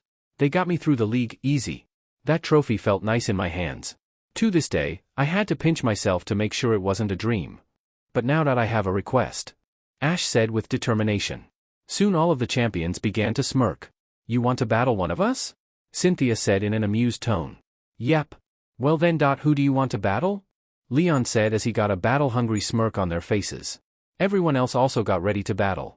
Dragonite had a look of determination as he flexed his claws. Metagross hovered in the air as it glowed with psychic energy. Milotic wrapped around Wallace as she let out a low hum. Garchomp bared her fangs after rolling her shoulders. Bouffalant stomped on the ground in anticipation. Gardevoir smiled as two orbs appeared in her hands. Charizard began letting out wisps of flame appear from his mouth, cracking his knuckles. After a few seconds, he chose. I think we need to complete our battle, Diantha. Ash said with a grin. Diantha returned his smile. It will be my pleasure. Continuing the clash in Kalos, Ash and the rest of the champions made their way to the stadium, where they were going for Ash and Diantha's battle. So, Diantha began as she looked around. This is where we'll be battling. Yep. Got permission from Kukui to use this. When he found out about our battle, he was ecstatic. Ash answered. Suddenly, they heard Kukui laugh out. That's right. This battle will be as electrifying like a thunderbolt. In fact, I asked the rest of the class if they wanted to watch your match. Soon, they all saw the rest of the class looking excited at the match. You don't mind, he said. Nah. Hey, maybe you can get the whole of Alola to watch. It will be more awesome and a spectacle to remember. Ash said with stars in his eyes. Maybe even bigger than our match. Kukui replied with just as much vigor. We may need some time to get everything ready. Until then, you better get your team ready. Right, Ash said. And with that, Ash ran off to get ready, yelling at this will be an awesome match. Lance shook his head in amusement. He is such a wild child, Lance replied. You got that right. Chaotic as hell, but I wouldn't want it any other way. Cynthia noticed the look in his eyes. It was the kind of fatherly longing. You care about him, don't you? Cynthia said. Is it that obvious? Kukui replied.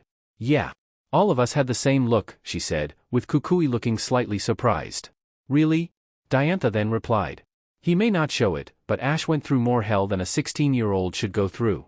Facing poachers, legendaries and evil teams. Especially after Kalos. Diantha said with a pained look. All the champions had an idea of what happened and felt sympathy for Diantha. Yeah, something did happen in Kalos, but I never got the whole story. Ash just clammed up and refused to talk about it. I figured he didn't want anyone to find out, so I didn't push. Good idea, Lance replied. We figured that Alola will be a good place for him to relax and forget about his past journeys and the craziness he went through. We never expected him to become champion though. He always came clutch in the other regions, but he always fell short. I still say he should have won the Sinnoh League. Cynthia said with a pout. You still salty about Tobias winning? Leon remarked. Is it that obvious? Just be lucky I took him down and ended up exposing the fact he obtained them through illegal means. She said. But still, Leon said with a smile. Let's forget about the doom and gloom. Diantha, you need to prepare and give the region a champion time. Diantha smiled and nodded her head. Right. I have the battle to prepare. And with that, Diantha went off to get her team ready to battle. The next few days passed, it was time for Ash and Diantha's long-awaited rematch, and it got a lot of attention in the region. Not only were the Kukui family there but also, Ash's classmates, the trial captains, the Kahunas, Hau, Gladion, all of the people Ash had met in Alola were there as well. Even Guzma and Team Skull took time to see the match. Not only that, Ash's mother and Professor Oak had visited when they got the news. And they brought along some special guests. The first two were male and female. The girl had orange hair done in a spiky pigtail, pale skin, and green eyes. She wore a yellow tank top, blue jean shorts that were attached to a pair of red over-the-shoulder straps, and a pair of red sneakers. Next to her was a tall, dark-skinned male with squinty eyes and spiky, black hair. He wore an orange t-shirt under a green flak jacket, brown khakis, and a pair of blue trainers. These were Misty Waterflower and Brock Harrison, 2 Kanto gym leaders and Ash's first traveling companions. "All right guys. Welcome to Alola," Misty exclaimed as a lot more people exited the plane. "Oh Misty, me and the professor have already been here." A joyful voice spoke up. The speaker was a beautiful woman in her 30s with pale skin, brown hair done in a ponytail plus a pair of amber eyes that showed youth, wearing a yellow and red sundress under a white jacket and brown sandals. Next to her was an elderly gentleman with gray hair and blue eyes that also showed signs of youth despite his age. He was wearing a yellow and red Hawaiian shirt and a pair of gray shorts with brown sandals. These were Delia Ketchum, Ash's mother, and Professor Oak. Indeed. This region isn't new to us. But it is always a wonderful sight to see.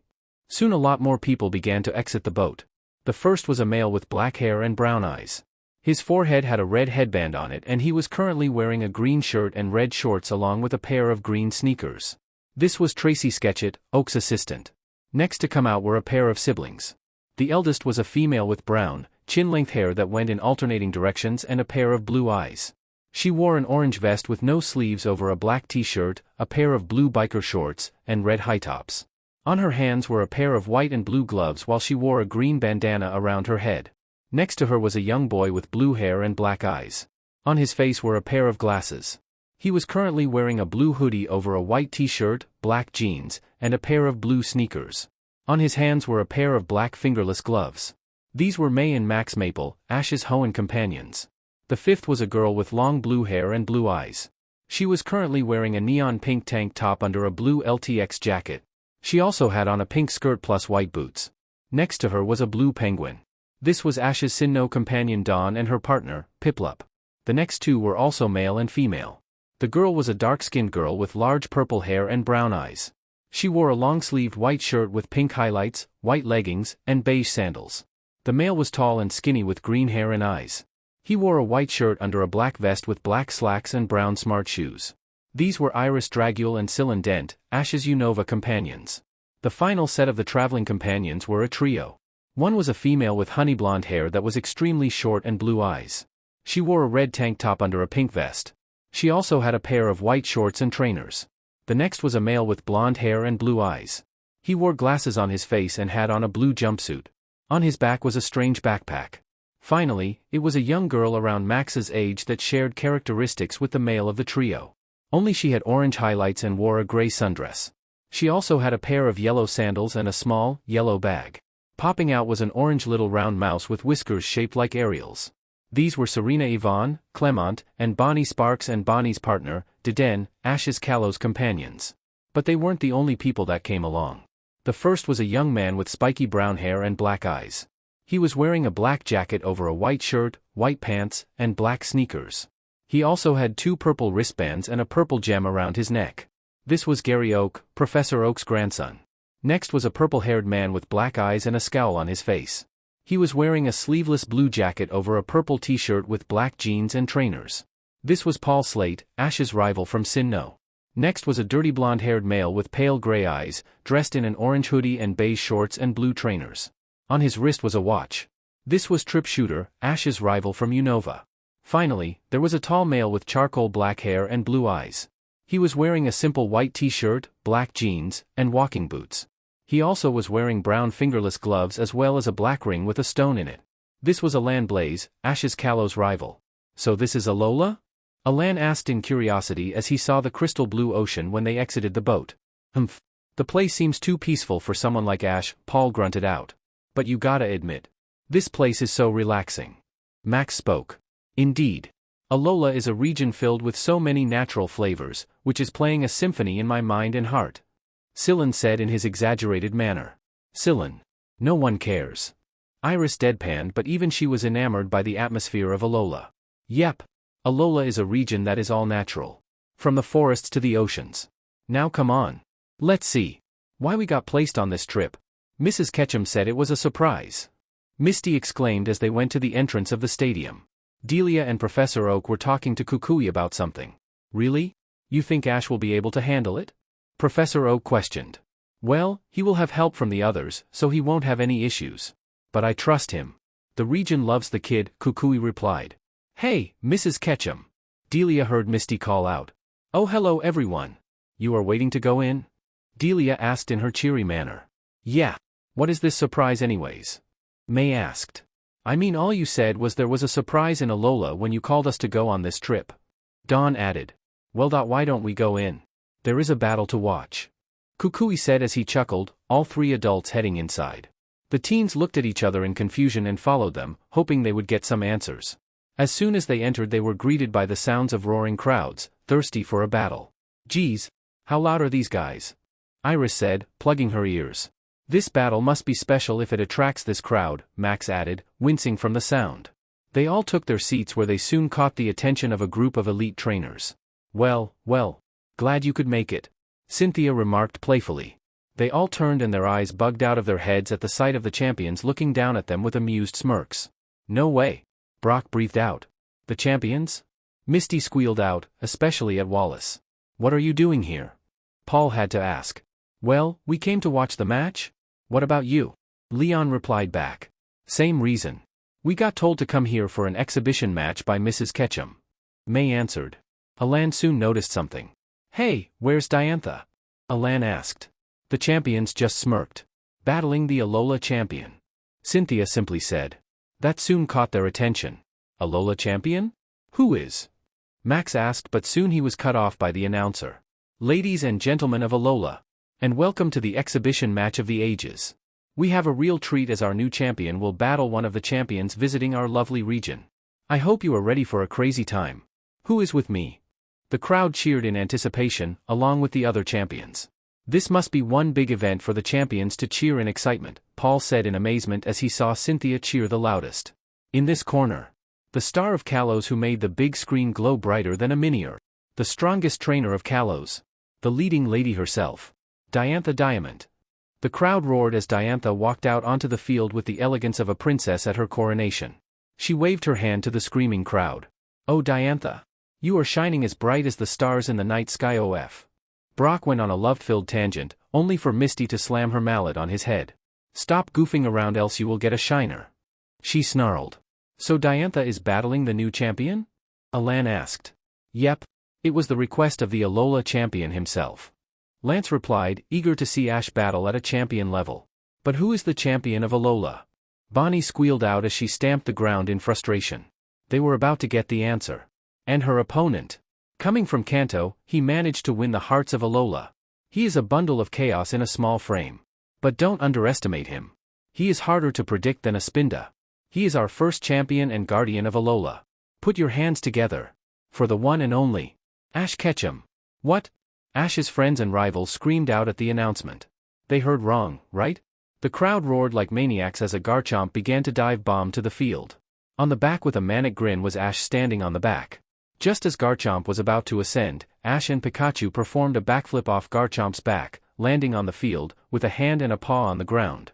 When Ash stood up, he was in a different outfit. First, he was wearing a blue tank top that clung to his lithe frame. On his shoulders were two tattoos, a sun emblem and a moon emblem, while his back had a picture of a giant lion coming out of a wormhole. He also wore blue jeans and red high tops. Around his head was a blue bandana while his Z power ring was on his left wrist, while Pikachu was wearing his signature cap. He was grinning with anticipation. Meanwhile, Ash's friends were looking shocked beyond belief. "The Alola champion. Is Ash?" Brock started to say. "And he never told us?" Misty added as fury started to etch into her voice. Ash had a lot of explaining to do. "Wait," Gary began, "was this the surprise you were talking about, Mrs. Ketchum?" Soon everyone was looking at the grinning face of Delia. "Oh, my Arceus. It was," Max muttered. Soon everyone began to watch the match, eager to see how far he came. "Ash better not be slacking off in this match if he is now champion," Paul said, still stunned over the news of his rival being a champion. The two trainers soon made their way to the center of the field for a quick chat. "Well, looks like you attracted quite a fanbase, huh, Ash?" Diantha said, amused, as they met in the middle of the field. "Well then, shall we give them a battle to remember?" Ash said with a grin, eager to start. Both went back to their sides of the field, eager to begin the match. Soon Kukui began to announce the rules. "Alright, we are having a 6-on-6 match. Both sides may substitute and both Mega Evolution and Z moves are allowed. You two ready? Say the word. Let's do this thing." "Okay. Battle." Both primed their Pokeballs. Soon Kukui brought his arm down. Begin. Let's test Ash with an opening act before starting the match, Diantha thought as she threw the Pokeball. Gourgeist, let's give the fans a performance. Emerging from the ball was a gourd-shaped plant with a tiny face. It was rather average-sized and had a brown pumpkin for a body with a beige stalk. It also had pink tufts of vines coming from the top as well as a spooky face on the pumpkin. Gourgeist, huh? I know just who to go for. Rowlet. I choose you. Ash announced as he threw his Pokeball to reveal Rowlet. Only this time, Rowlet was wearing a green cloak and had a look of determination. Ruru. Rowlet chirruped as he spread his wings. Oh my. I see someone is trying to start a trend. Diantha commented as Rowlet hovered in the air. Yeah. Rowlet likes to wear that cloak. He is now deciduate. Ash said with a grin. BRR. Rowlet chirruped as he puffed steam from his nose. It's a grass on grass. Battle between Diantha's Gourgeist and Ash's Rowlet. Maybe we should play Welcome to the Jungle for this? The announcer said in excitement. Meanwhile in the stands. Oh, it's so cute. Bonnie gushed at the baby owl in its cloak and all of the girls agreed. Rowlet was adorable in his cloak. But that was ruined by Paul's cynical voice. Really? A first stage? Is Ash trying to lose? Paul spoke in an unimpressed manner. Yeah. That Gourgeist is going to pummel him. Trip said in the same manner. Soon they heard Brock. I don't know. Something tells me that Ash has something up his sleeve, he said. That's right. That Rowlet has more power in him than you know. Kiawe said from behind him. Huh? Kiawe? I see you were watching the match as well. Brock said. Yeah. Trust me. Don't underestimate that Rowlet. Another voice spoke. When they turned around they saw a young man with wild white hair with red tips. He was dressed in red leather and was holding a guitar case. Who the hell are you? Paul asked. Name's Ryuki. Rockstar and dragon trainer legend in the making. Dragon trainer? Iris spoke in eagerness. Yep. Anyways, that Rowlet? You shouldn't underestimate it. He took down 2 of my Pokémon when I faced him and one of my Pokémon has a rivalry with him, he said. Don't forget Rowlet had help. Kiawe reminded Ryuki. That got both Paul and Trip's attention. A Rowlet took down 2 dragons and one with some help? This made them wonder. Let's start things off. Gourgeist. Focus blast. Diantha commanded. Gourgeist then formed a large blue and red sphere and launched at the owl. Here it comes. Ash yelled out and Rowlet began to fly above and around the blast, only to tilt his head as he fell asleep, snot bubble and all. Huh? Diantha and Gourgeist looked shocked. BRR. BRR.RR. Rowlet sleepily chirped as he spun around then lowered onto the ground, the blast missing him completely. Ash and Pikachu fell on the floor anime style then rushed to Rowlet. You're sleeping? Pika. They yelled as Rowlet began to snore. Well, I guess someone missed their nap. The announcer commented as the Alolans laughed at Rowlet's antics. In the stands. The Alola classmates, champions, and Ash's entourage also fell anime style at the display. Is it seriously sleeping in battle? Misty yelled out. That's Rowlet for ya. Mallow said with a sweat drop. With the champions, they also had their own conversation. I know Ash said Rowlet liked to sleep, but this is ridiculous, Lance said with a sweat drop. I wonder how a sleepy owl can take down that Gourgeist. Leon replied as well. We shouldn't underestimate Ash. Maybe that Rowlet can do something amazing. Cynthia said, but even she was slightly stunned by Rowlet's antics. Back onto the field. After shaking Rowlet awake, it was time to get back to the battle. Sorry about that. Anyways, Rowlet. Shadow sneak, he commanded as Rowlet dove straight into the shadow, making his way to Gourgeist. Looking over her shoulder, Gourgeist saw Diantha make a gesture and quickly moved out of the way. Eye contact, huh? Guess it isn't just Gardevoir. Ash thought. Shadow sneak again. Ash commanded as Rowlet began to dive back into the shadow. Diantha made another gesture as Gourgeist leaped above the incoming Rowlet. As you know, Gardevoir isn't the only one that I can command without speaking. How will you deal with this? Diantha commented as Rowlet kept missing with the shadow sneaks. Ash, however, was smirking. Now seed bomb. He commanded as Rowlet shot out of the shadow and launched a seed bomb right between the eyes. Wait, what? Before Diantha could get an understanding, Gourgeist was shot right between the eyes. Gour, she cried in pain. Meanwhile, Rowlet was doing a little victory dance in the air. BR. BR. BR. BR. BR. BR. BR, he chirruped in victory as he grabbed the Everstone in his mouth, with Gourgeist glaring at him as he continued dancing. In the stands. Wait, was that an Everstone? Brock asked. Looks like it. Guess Piplup and Rowlet can be Everstone buddies. May said with a smirk. Hey, you're right, Dawn exclaimed. Piplup chirped in agreement. Back to the battle. Now keep on using Seed Bomb. Ash spoke and soon Rowlet began to shoot its Everstone at Gourgeist. Gourgeist tried to glance at Diantha for a visual command but the stone kept on hammering at her face. This seems familiar. Rowlet is doing a similar tactic during the exhibition match of Ash vs Kukui. The announcer commented. Diantha gritted her teeth in frustration. That Seed Bomb was disrupting her visual commands. I figured that Gardevoir wasn't the only one with visual commands, so what better way than to relentlessly attack and disrupt any chances of showing the commands? Ash said. Clever. But an actress can play many roles. Now Gourgeist, Phantom Force. Diantha commanded. Gourgeist heard the plan and quickly disappeared in a shadowy portal as the Seed Bomb landed on the ground. Rowlet went to pick it up then looked to find Gourgeist disappeared. And looks like Gourgeist pulled a disappearing act. No use saying any magic words to make her reappear. Stay sharp, Rowlet. Gourgeist may appear anywhere. Ash instructed keeping an eye out for Gourgeist. Rowlet was looking around, wondering where Gourgeist will strike when suddenly another portal opened and Gourgeist emerged. Ash's eyes widened. Rowlet behind you. Rowlet didn't turn his head quick enough as he was suddenly drop-kicked by Gourgeist. Abracadabra. Gourgeist has reappeared and delivered a harsh blow to Rowlet. Will the Alola champion be able to recover? And checkmate. Gourgeist, Rock Slide. Gourgeist managed to summon a lot of rocks from the sky that dove onto Rowlet. Luckily Ash was quicker with his command. Rowlet, Shadow Sneak. When the rocks landed, the dust had formed blocking the vision. When it cleared, it revealed the Rock Slide and no Rowlet. Diantha's eyes furrowed. Rowlet had just disappeared and the cloak was still there. When she looked at Ash, he was grinning. Now, Rowlet. Emerge from the shadows and strike with Steel Wing. Diantha's eyes widened but before anything could happen. Wham! Rowlet emerged from the shadow and sent Gourgeist flying with a Steel Wing uppercut. Not this time. Gourgeist, Phantom Force. Gourgeist once again disappeared, but unlike before Ash had a plan. Stay in one place, Rowlet. I'll look for a sign of when Gourgeist will strike. Ash then closed his eyes waiting for a sign. Suddenly, he heard Gourgeist cackling. Opening his eyes, he saw the pumpkin ghost. Trying to emerge from behind. Rowlet, behind you. Grab it. Ash said. Quick as a whip, Rowlet turned around and grabbed Gourgeist in his claws. What the? Diantha said much to her shock. Gourgeist was also shocked as she found herself unable to escape from the grip of Rowlet's talons.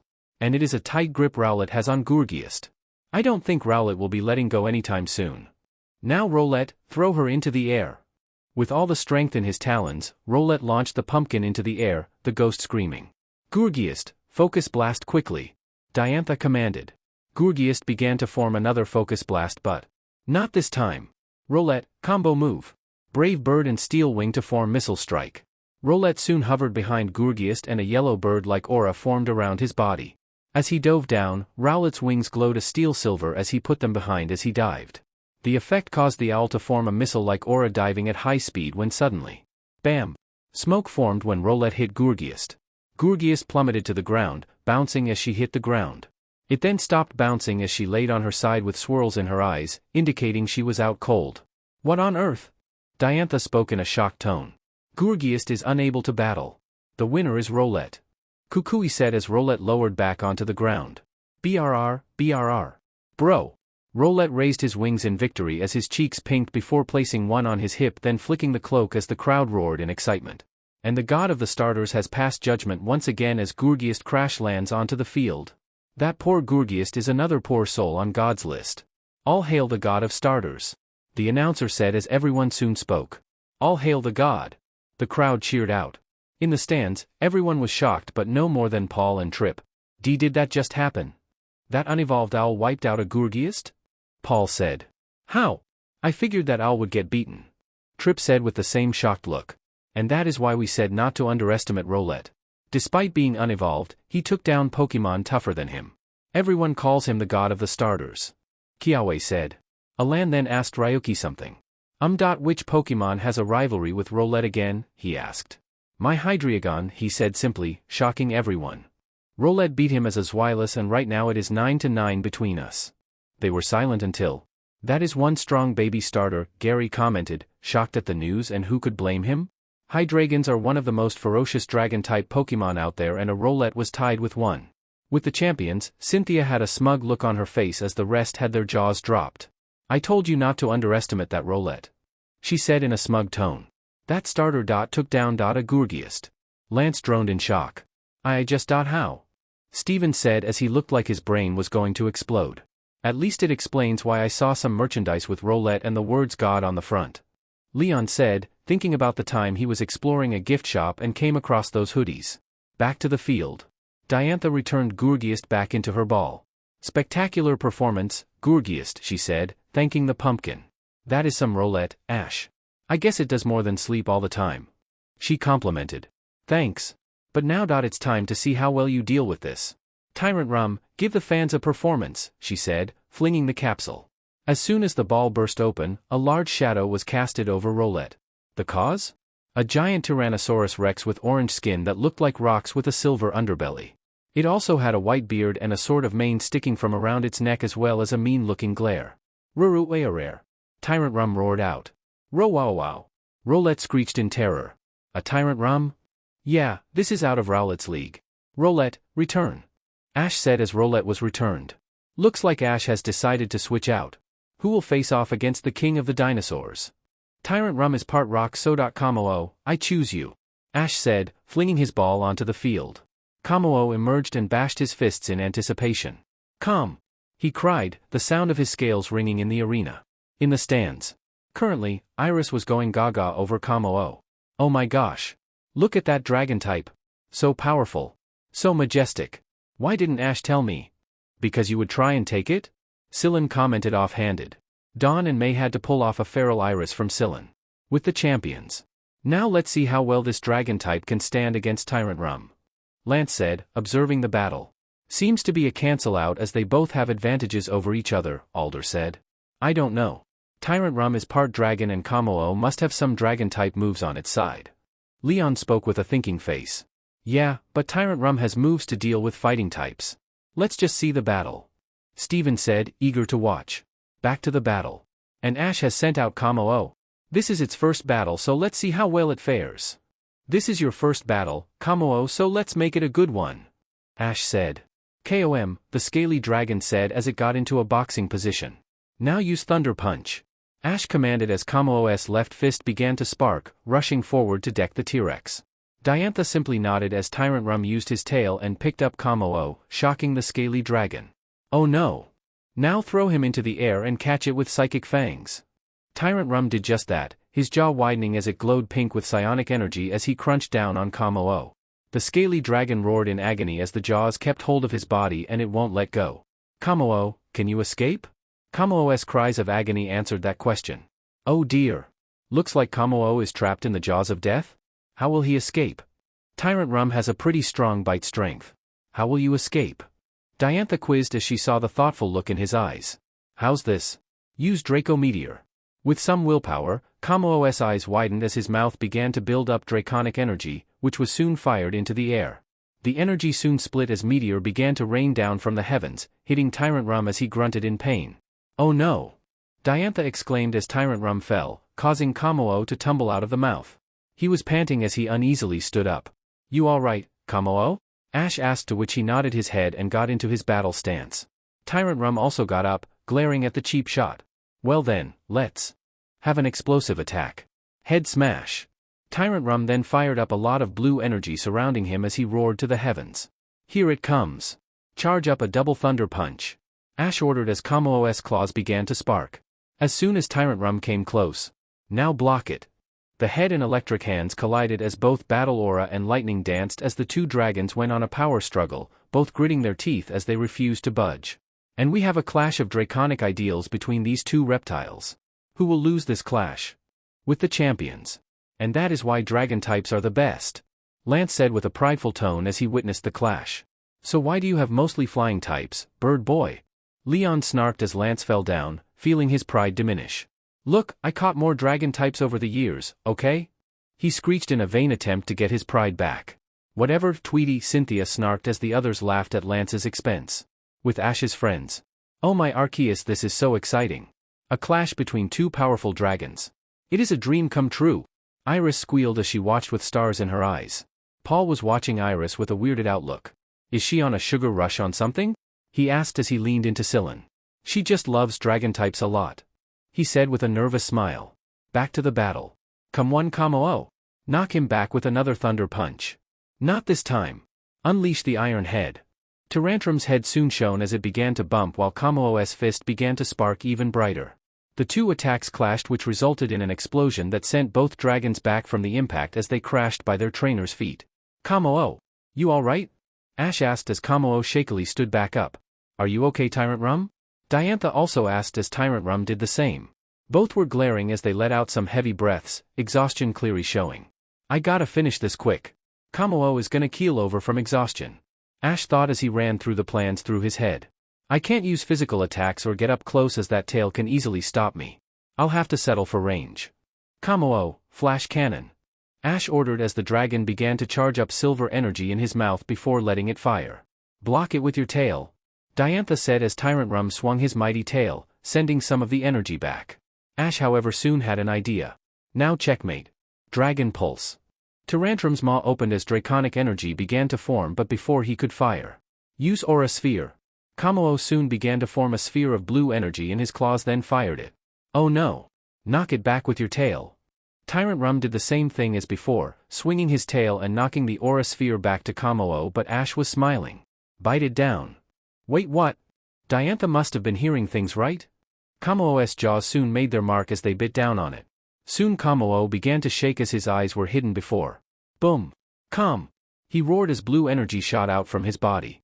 It then went into the scales on his arms. I don't believe it. Ash used that Aura Sphere as a snack and now he has a battle aura. I wonder if there are any other tricks up his sleeve. With Ash's friends. No way. Didn't he use that against Palmer's Rhyperior? Dawn said as she recognized that technique. Yeah. I didn't think Ash would remember that technique, Brock replied, suddenly feeling a bit nostalgic. What do you mean? Paul asked, interested in the technique. It was during a mini-tournament during the Twin Leaf Festival. Ash had won and got the chance to battle Palmer. He used Grotle while Palmer used Rhyperior. Soon Grotle was charging an energy ball that clashed with Rhyperior's Megahorn. The result was the energy ball being shot straight into Grotle's mouth, causing a boost in power. Brock said. It even makes a good contest technique as well, Dawn added. The champions meanwhile looked interested, Wallace in particular. I wonder if that can be used in contests? Back to the match. Oh my, that is interesting. Diantha said. You think that's interesting? How about this? Another combo move. Aura Sphere and Thunder Punch to form Railgun Shot. With the energy from the Aura Sphere snack, Kommo-o's claws began to spark as it formed an Aura Sphere. The electricity began to surround the orb, making it turn a slight green. Not this time. Dragon Pulse.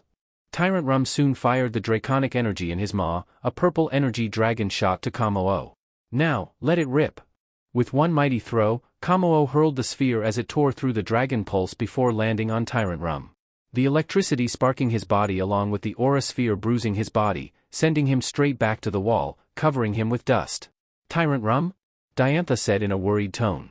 When the dust cleared up, Tyrantrum was out cold with swirls in his eyes as he fell forward with a resounding thud. Tyrantrum is unable to battle. The winner is Kommo-o. Kukui announced. Kommo-o raised his fists as he roared in victory as it began to pant in exhaustion. And another one bites the dust. How will Diantha fare now? At the stands. Everyone was cheering in delight. He beat two of them. Ash is on a roll. Bonnie squealed. But we can't forget the next Pokémon.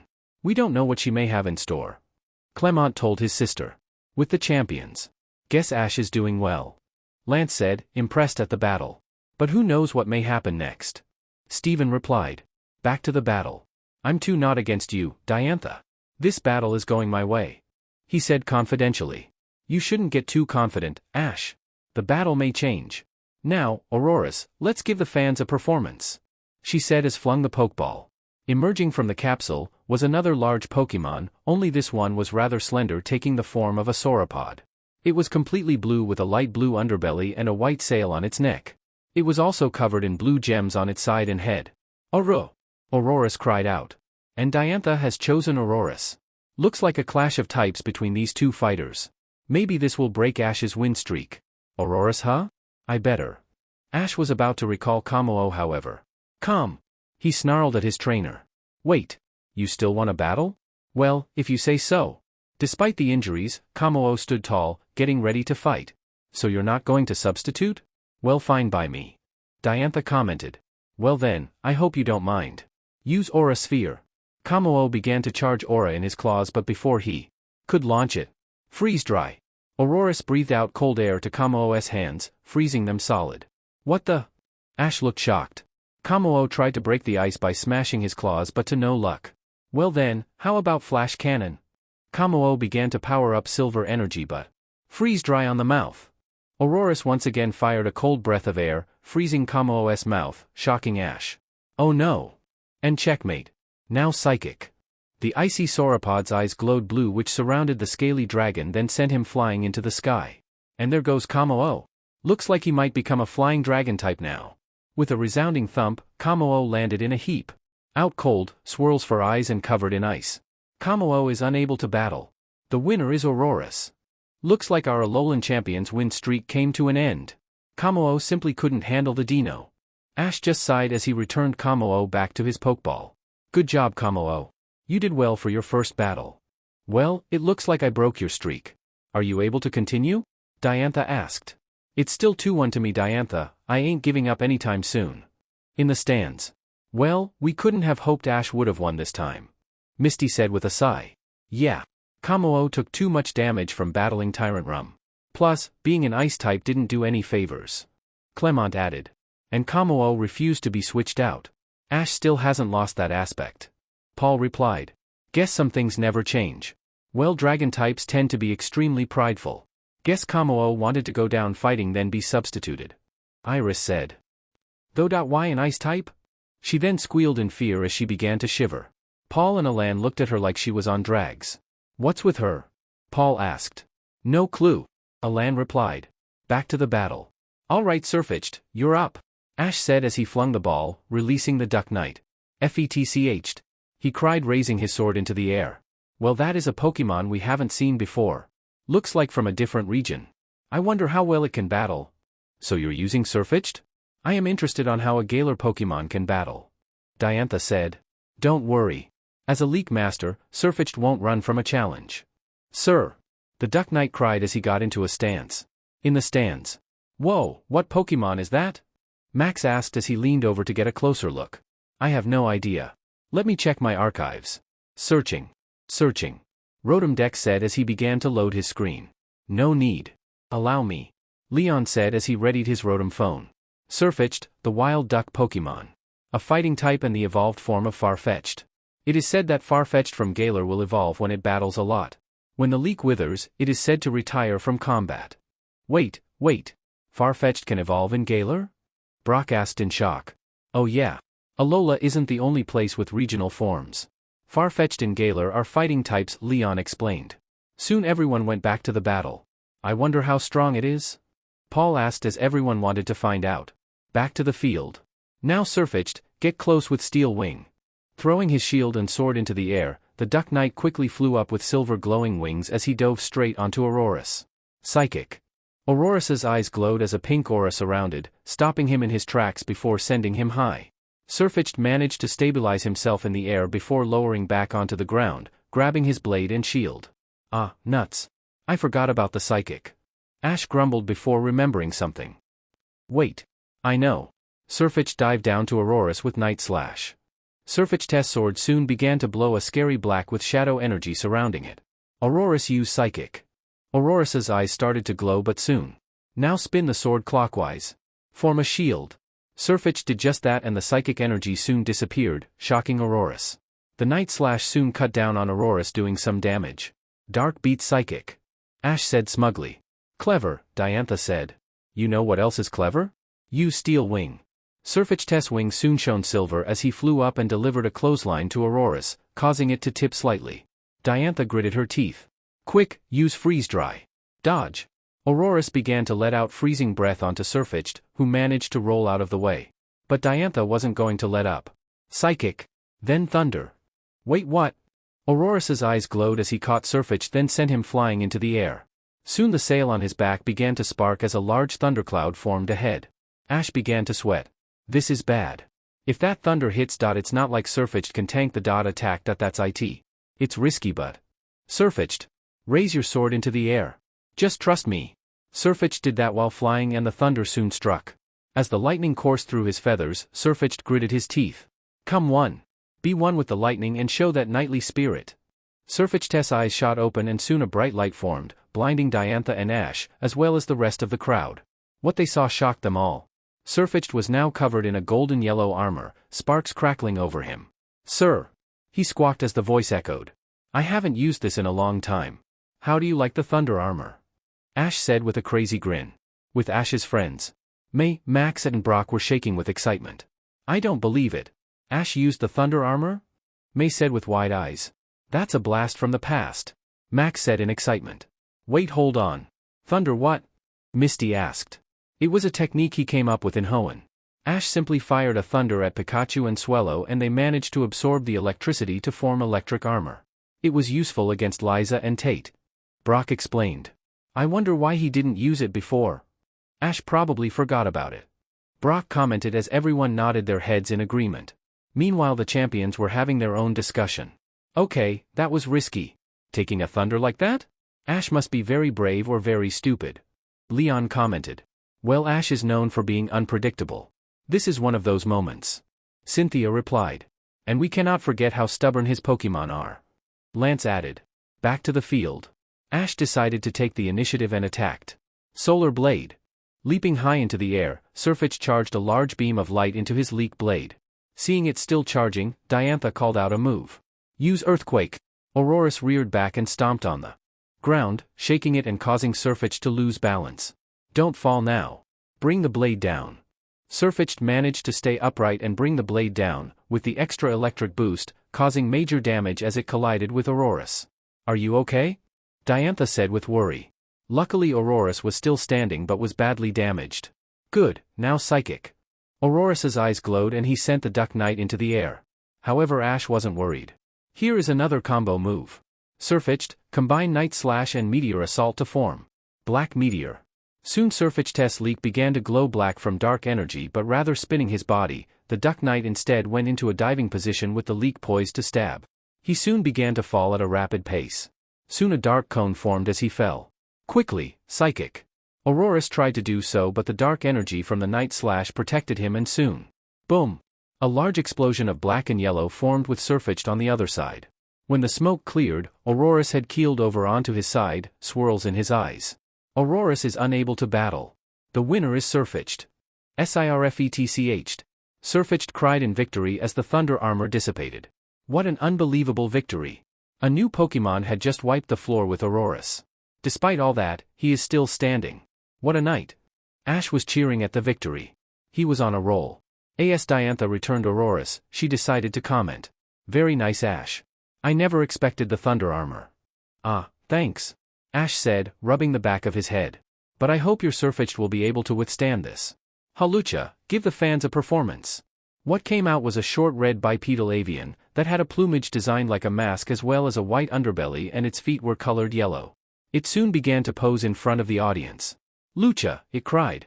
And Diantha has sent out her Hawlucha. Will this wrestler be willing to take on the knight or will Ash make a change? Sirfetch'd, can you still battle? He asked. Sir. He cried as he stood his ground, albeit the earlier damage he took along with the meteor assault was preventing him from moving. Well then, Hawlucha, Thunder Punch. Hawlucha let out a battle cry as he leapt into the air with an electrified fist, diving down to Sirfetch'd and unfortunately it connected. The lightning fist connected to his torso. Sir! He hollered at the shock. Luckily, he was still standing. You okay? Ash cried out as Sirfetch'd nodded. Okay, Steel Wing. Use Steel Wing too. Soon both birds' wings shone silver as they began to clash with each jump. However, it seemed Hawlucha had the advantage due to being fresh blood and Sirfetch'd being damaged goods. Okay, that came out wrong. In the stands. Looks like Sirfetch'd is struggling. Paul commented. Well, with the damage it took from Aurorus. He's starting to run low on steam. All Hawlucha is one good hit to win. Alan remarked. On the field. Hawlucha, jump off Sirfetch'd.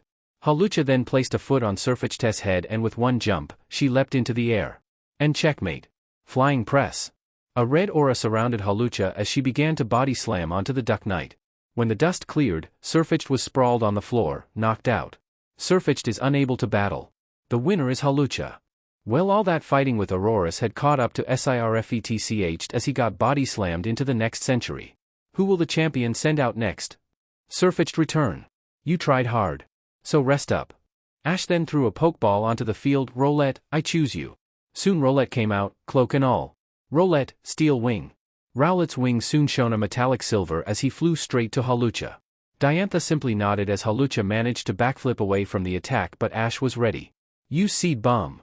Rowlet soon shot out his Everstone, but not this time. Kick it away. Performing an axle kick, Hawlucha knocked the stone back to Rowlet, it hitting his head, disorienting him. Now X-Scissor.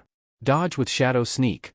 Rowlet quickly managed to grab his stone and dove into the shadow. Just as Hawlucha dove down with his claws glowed a purple X. Rowlet then shot out and dove kicked the Lucha bird in the back. Steel Wing, Rowlet. Rowlet then flew and tried to strike with his metallic wings, but Diantha made an indication causing Hawlucha to turn around, ready to block. Thunder Punch. The metallic wings and electric claws soon clash as the two birds performed a power struggle to see who would overpower who. Sparks flew when suddenly Rowlet became covered in electric sparks. Row. He screeched as he felt his joints stiffen up. Oh no! Ash said as his eyes widened. Rowlet was paralyzed. And checkmate. Flying Press. Hawlucha leaped up into the air and proceeded to dive down onto Rowlet. Rowlet tried to move, but the sparks prevented him from moving. Soon Hawlucha's body slammed the owl. When Hawlucha got off, Rowlet was out cold, barring the twitching talon. Rowlet is unable to battle. The winner is Hawlucha. Kukui announced. Oh, and it is a repeat with Sirfetch'd as Rowlet gets pressed from above. Now the score is evenly matched. Who will our Alola champ send out now? Ash returned Rowlet back into his ball. You fought well, Rowlet. Now enjoy some rest. He said in a friendly manner. Well, Ash, who will be next? Hawlucha is still rearing to go. Diantha said as Hawlucha began bouncing in place. Ash said nothing. Instead, he brought out a beast ball. Everyone's eyes widened at the ball. They knew who was going to be sent out next. Except for Ash's traveling companions. Speaking of which. What's with the weird ball? Max said in confusion. I have no clue, Brock said in a thinking position. But soon they all noticed the Alolan classmates vibrating with anticipation. Hey, you guys know who's coming out? Misty said. Yep. And it will be awesome, Sophocles said with a wide grin. Okay, I think it's time for you to see how an Ultra Beast battles. Naganadel, I choose you. He said as he threw the ball into the air. As soon as the beast ball cracked open, everyone waited with bated breath for the Pokémon to emerge. Suddenly. Nagana. A raspy voice filled the field as a purple figure dashed past Diantha, who quickly covered her face from the dust. Suddenly, Naganadel began blitzing in every direction before diving to the ground. And we have another staple of our champions Alolan aces in the form of the only tamed Ultra Beast, Naganadel. Can the agile Hawlucha be able to handle the blitzing beast? Let's look. Everyone soon roared in excitement, eager to see what was going to happen. In the stands, Ash's friends were all looking with wide eyes. This was the first time they saw an Ultra Beast. What the hell? That was Misty's response. I have never seen that Pokémon before? Where did Ash get it? Brock also added. Kiawe then chuckled. Man, have we got a story to tell you. Gaining their attention. With the champions, they were also interested to see how Naganadel would fare. So, we will see how well an Ultra Beast will do in battle. Lance said, arms crossed as everyone nodded their heads. Back to the field. You ready, Naganadel? Ash asked as Naganadel let out a roar of determination as an orange aura soon burst around him. Okay, that's strange. Either way, Hawlucha. X-Scissor. Diantha commanded as Hawlucha's claws glowed as she charged to the Ultra Beast. Match that with X-Scissor too. Naganadel's stinger soon glowed aqua as he dove straight into the bird's claws. The claws and stinger soon clashed as the two began to struggle for dominance. Soon, both went back as the clash was even and both sides wouldn't give an inch. Now Naganadel, blitz past. Wait, what? Soon, Naganadel began to speed past, leaving only faint impressions in the air, something which both Diantha and Hawlucha struggled with keeping track of. What the? How fast is he? Diantha exclaimed as she struggled to keep track of Naganadel. Can't keep track? Ash taunted. See, I found that Naganadel is one of my faster Pokémon, if not the fastest of my team. When he goes into full speed, you can be sure to not be able to see him coming. I see, damn it. She cursed under her breath. This won't be easy. In the stands. Man, talk about a fast fighter. Brock said as he tried to track the poison pin Pokémon's movements. Maybe that's why Ash sent out Naganadel. With that speed, it would make it impossible for Diantha to track. Clement said as he adjusted his glasses. It was hard to track Naganadel as he blitzed everywhere. So you're saying that it is something called an Ultra Beast? Brock asked Kiawe. Yep. After rescuing Lily's mom from Ultraspace, she gathered us to send back any Ultra Beasts that escaped. Naganadel was the only one that wanted to stick by Ash. Hell, he even stayed with him after we saved Necrozma. Soon, all of Ash's friends just groaned in exasperation. Misty then sighed. You know that I was hoping that Ash wouldn't be involved with saving the world. Again. Dawn even nodded her head. True. I am now counting how many times and I think this is the 20th. The Alolan classmates were silent. You need to tell us about those adventures, Lana spoke in a deadpan tone. With the champions. Man, how fast is he moving? Alder exclaimed as he saw the blitzing dragon moving faster than their eyes could track. So far, the Ultra Beast is doing well. He's so fast, Diantha can't track his movements. Cynthia spoke with a finger on her chin. Let's see how Diantha can handle this, Lance said. On the field. Now Naganadel, use Iron Tail. Soon Diantha saw streaks of silver rain down on Hawlucha, the strike sending her in all sorts of directions. Soon Diantha began to grit her teeth in frustration, until... I know. Hawlucha, backflip then flying press. Hawlucha's eyes shot open as she managed to dodge a sweeping silver stinger before slamming onto Naganadel. The blow caused him to crash land onto the field. That put a stop to you. Ash gritted his teeth before shouting out. X-Scissor. The stinger shone green as Naganadel flew straight to Hawlucha. Hope you don't mind using one of your strategies. Thunder punch and grab the stinger. Hawlucha's claws started to spark as he grabbed the incoming stinger, stopping the attack. Shocks coursed through Naganadel's veins. How do you like that, Ash? Ash, however, grinned. Iron Tail and send it flying. The stinger shone silver as Hawlucha felt a blow under her beak. It was now sent flying. You really thought I didn't think of a way to stop my own strategy being used against me? Now Naganadel, combo move time. Dragon Pulse and Thunderbolt to form Draco's Lightning. Naganadel's other two stingers showed draconic energy in the form of a dragon's head, then the whole body began sparking. The two heads merged and soon the maws filled with lightning and draconic energy. Nagana. Naganadel hissed as he let loose the attack, blasting Hawlucha with the makeshift roar. Hawlucha soon fell back down. Swirls in the eyes, sprawled onto the ground and baked. Hawlucha is unable to battle. The winner is Naganadel. Kukui announced. Awesome job, Naganadel. Ash said as Naganadel began to spin in victory. He then went to the stands and performed his dance. Naganadel is one awesome beast. That poor Hawlucha became barbecued. Diantha returned Hawlucha, thanking it for her hard work. That is the power of an Ultra Beast, eh? Time for another dragon versus dragon match. Diantha had a Pokeball ready. In the stands. Whoa! That was extremely cool, Dawn said with stars in her eyes. I have got to ask Ash how to do those combo moves. May also spoke. Paul, Trip, Gary and Alan just shook their heads. Coordinators. They muttered. But still, Paul then added, that is one powerful Pokémon. I want to see how strong he is. With the champions. Holy hell, that was bloody wicked. Leon spoke as he leaned forward to see the battle. So that is the power of an Ultra Beast. Definitely, something we need to look into. Lance said. True. Who knows what evil team would want to use them? Cynthia added. Back onto the field. Now then, Gudra. Let's give the fans a performance, she said, flinging the ball onto the field. Diantha threw the ball to reveal a bipedal slug-like creature with two long antennae and a tall, slimy body. It had a pair of green eyes and green spots on its cheeks. Guh! It roared as she got into position. She has a Gudra. Man, talk about memories. Ash mused as he thought about his one. While Ash was feeling nostalgic, Diantha decided to break him out of his stupor. So Ash, shall I go first? Ash then went back to reality. Oh sorry, just remembering a good memory. Anyways, Naganadel. Iron Tail. Naganadel's stinger shone silver as he blitzed to Gudra, but Diantha simply smiled. Fire Blast. Gudra soon let loose a blast of fire that soon grew into the shape of the kanji for fire, which then enlarged, covering the field, and blocking Naganadel's assault. Oh no! Naganadel, fly high away from the flames.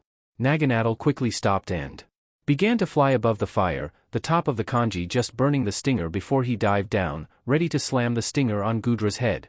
But Diantha was quicker. Dragon Pulse. Gudra soon let loose a blast of draconic energy, which was shaped like a dragon, and it struck Naganadel at point blank. Naganadel was soon blown back but managed to recover. Naganadel. You alright? Ash asked in a worried tone. Nah. The Ultra Beast hissed as he nodded his head. Okay, let's try this. Use Thunderbolt. Naganadel began to spark as he let loose electricity to Goodra. I thought Pikachu was the only one to use Thunderbolt, Max said. Guess some of Ash's Pokémon can use it as well. Brock commented. The electricity managed to strike, causing discomfort within Goodra's slimy veins, causing her to slack. Now X-Scissor. Naganadel's stinger soon shone green as he darted to Goodra. Diantha, however, smirked. Catch it. When Naganadel got closed, Goodra's eyes shot open, and used her feelers to grab a hold of Naganadel, who was struggling in the grip. Oh no! Ash exclaimed. Why does this feel so familiar? Oh right. Sinnoh League with Paul and Electivire. Crap. Ash thought as he remembered what may happen. And it looks like Goodra put the brakes on Naganadel's assault. Will our champion's Ultra Beast break free from the grip? In the stands. Oh man, I'm getting a feeling of déjà vu, Paul said as he remembered what was going to happen. Yeah. Unless Ash can get Naganadel to break free, it's going to be a point-blank attack. Brock said as he witnessed it during the Sinnoh League. On the field. Checkmate. Goodra. Ice Punch. Goodra's fist soon was covered in a cold aura, flashing white and having snowflakes covering it. With one mighty roar, she punched Naganadel in the abdomen, causing him to freeze over and shoot past Ash. With a crash, the ice broke but Naganadel was slumped on the floor unconscious. Naganadel is unable to battle. Goodra wins. Talk about a cold shoulder. Naganadel got turned into an Ultra Beast popsicle. Man, talk about close. You did a good job, Naganadel. Take a rest. He said, returning Naganadel back into the capsule. Soon Ash got out another Pokeball. Man, I got to thank Guzma for training him with me.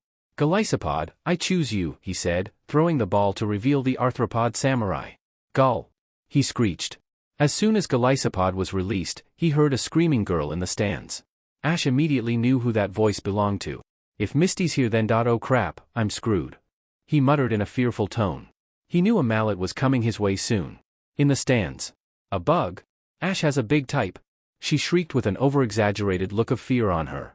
Everyone couldn't help but sweat dropped at her actions. Why are you complaining? It's also part water. Lana added, which calmed Misty down a bit but not much. But still. Why did Ash send out a bug type against a dragon type? Said Dawn. This is Ash. He must have a plan. Alan answered. Yeah, plus I trained that Golisopod myself. A gruff voice soon butted into their conversation. They soon saw a man with messy white hair and gray eyes as well as black rings around them. He had a pair of sunglasses on his forehead and wore a white shirt under a black hoodie with a skull on the back. He also wore a pair of black sweatpants and white trainers and had a golden chain with a golden S around his neck. He also had a purple skull tattoo on his left arm. Next to him was a female with a slender build with long pink hair with yellow highlight done in two thin pigtails. She wore a gray tank top, gray sweats and white trainers and a small skull around her neck. Her eyes had white makeup around them, giving an impression of a mask. Behind them were a group of teens dressed in black tanks and shorts with white caps and black bandanas covering their mouths as well as white skulls around their necks. Who are you? Guzma. The girl beside me is Plumeria. And these guys are some students of mine. He said. Yo gee. Ashiboi is gonna whoop that slug so bad. One with blue-haired said as he made exaggerated movements with his hands. Yeah. He's gonna kick him to the curb. A pink-haired female added. Well, let's see the match and keep your yaps shut. Plumeria roared as they simmered down. Meanwhile, Ash's friends were looking at them strangely. Luckily Kiawe managed to clear things up. Oh, that's just Team Skull. He said in a disinterested tone. Wait, that's an evil team? Brock said in a confused tone. Yep, trust us, they aren't all bad, Kiawe added. Back to the battle. Well, that is an interesting choice. Let's see how well Dash. Diantha was suddenly interrupted by Ash calling out. First impression. Suddenly, Golisopod blurred from view then reappeared in front of Goodra, punching her square in the face, sending the dragon back. What on earth? She exclaimed. Something I learned from someone, when using first impression, you gotta make sure you say it quick for easy damage. Now, frost breath. Golisopod then opened his mandibles and let loose a frosty breath, but Diantha was quick on the draw. Counter with dragon pulse. Goodra then let loose a blast of draconic energy, causing it to clash with the icy breath. But Ash was in deep thought as he saw the smoke. I wonder, now Mudshot. Not this time. Fire blast. Goodra then let loose a blast of fire in the kanji form but Ash then said something else. On your back and spin. Wait what? Golisopod did just that as he went on his back and began to spin, shooting mud from his mouth in all directions, creating a tornado of mud. The mud then clashed with fire, causing it to witer out. Goo was all Goodra could get out before she was hit by whips of mud, over and over. No matter what Goodra did, it always got hit by muddy whips. What? Why can't Goodra dodge? Diantha questioned to herself. Say hello to the counter shield. Ash declared. What an interesting technique. I wonder why we haven't seen it before. Either way, Goodra is stuck in a whirling dervish of mud. How will Diantha get out of this? In the stands, Dawn, Brock, and Paul were leaping out of their seats in excitement. They knew this technique. I don't believe it. The counter shield. Dawn said. He's using it after all this time? Brock said with a giddy look. Man, talk about nostalgia, Paul said with a smile on his face. Meanwhile, most of the others were confused. I'm sorry, counter what? Clement asked. It was a technique developed in Sinnoh. It involves a Pokémon spinning around using a move, creating a shield that can block incoming attacks and strike with continuous blows. It's really hard to escape. Wow. And that means that Goodra is getting a lot of damage from each hit? Serena said. Oh yeah. Hell, I used it, and let me tell you, it is useful. Paul said as he watched Goodra get slammed with a lot of mud. With Guzma, he rose an eyebrow. Well, that's something you don't see every day. He mused. Guess the student definitely became the boss, huh?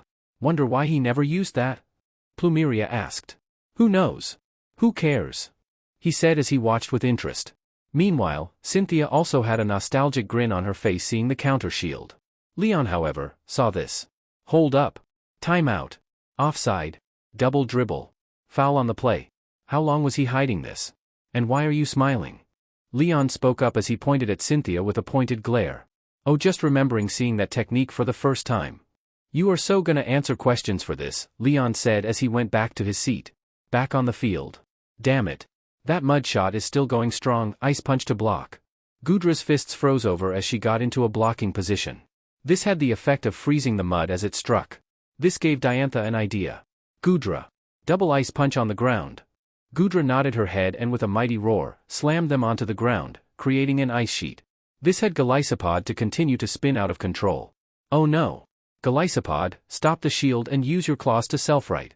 Hearing his trainer, Golisopod used his mandibles to pierce the ice and flip his body over.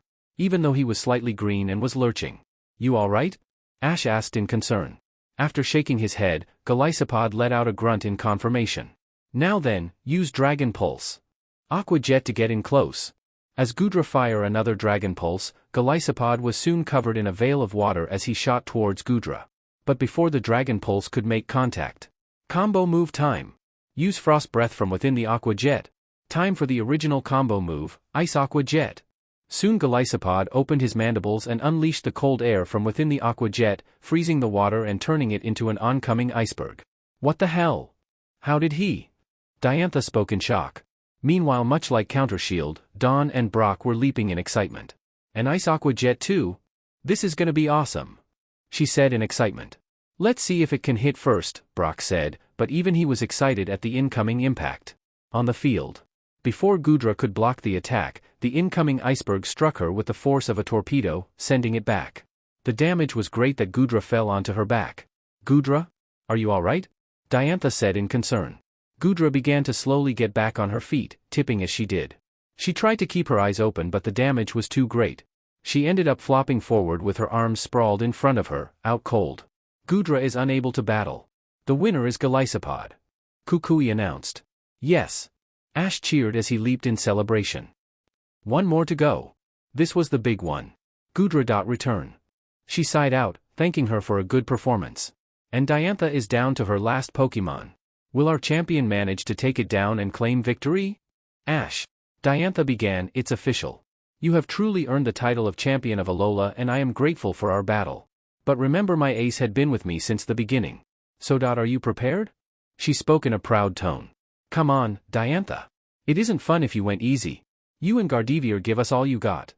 Ash said, blood and adrenaline pumping through his veins. Right. It's the final act, Gardevoir, let's give the fans a performance. As the ball popped open, the light dimmed to reveal Diantha's ace, Gardevoir.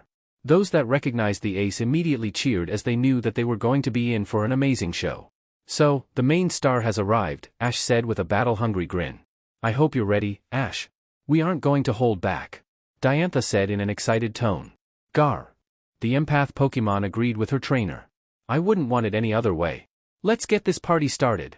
He roared in excitement along with Golisopod. This managed to get the crowd cheering, the champions and his friends also screaming, pumped for the battle. Now use Aqua Jet. Golisopod soon charged forward, surrounded in water to Gardevoir, but Diantha just made a gesture with her face, allowing the empath to dodge the incoming water. Keep on using Aqua Jet. Golisopod continued to jet across the field, and each time Gardevoir dodged it. Did you really forget the signature trick me and Gardevoir use? Now use Psychic to send him flying. Gardevoir's eyes glowed blue as she stopped Golisopod in place before waving her hand and sending him flying into the air. Golul! He shrieked. Golisopod! Hang in there and use Mud Shot from above. He yelled as the arthropod righted himself and began to shoot mud from his mouth. Dodge it. Diantha commanded as Gardevoir soon began to teleport out of the mud's way, and with each shot, the field was covered in mud. Frost Breath. Golisopod's mandibles soon began to let out the cold breath as it soon began to freeze the field over. Perfect. Now Golisopod.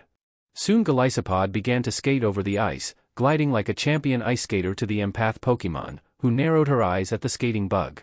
Now circle around and use Mud Shot. Soon Golisopod did just that, shooting out mud to Gardevoir, each one hitting her body. And with the icy battlefield, it meant that Gardevoir couldn't exactly glide out of the way. This revelation caused Diantha to grit her teeth. So Diantha, how are you going to dodge on something you can't move? Ash said with a slight grin on his face. Perhaps we should heat things up, Mystical Fire. Diantha commanded. Gardevoir soon began to build up blue flames in her palms and began to shoot at the skating Golisopod, getting a few good hits, but the heat from the flames began to melt the ice. Soon the icy field became a large puddle. That's more like it, Diantha said with a satisfied smile. Oh no! Ash said in slight horror when he realized that the field was now one big puddle. And that's checkmate. Use Moonblast. Soon moonlight began to shine down on Gardevoir, who soon began to build up power from within her palms. Here comes the blast, Golisopod. Get ready to block. Ash said as Golisopod quickly put his arms up. Soon the moonblast fired straight to Golisopod's armored arms. As the blast collided, the impact caused the arthropod to skid back. As soon as he lowered his arms though, she disappeared. Where did she? Behind you. Ash said as Gardevoir was now standing behind Golisopod. Shadow Ball. Point blank. Diantha ordered as she fired a glob of shadow energy to Golisopod, who didn't have the chance to block. The blast was so huge that Golisopod was sent flying into the center of the field and landed on his back, swirls in his eyes. Golisopod is unable to battle. The winner is Gardevoir. Kukui announced. And then there was one.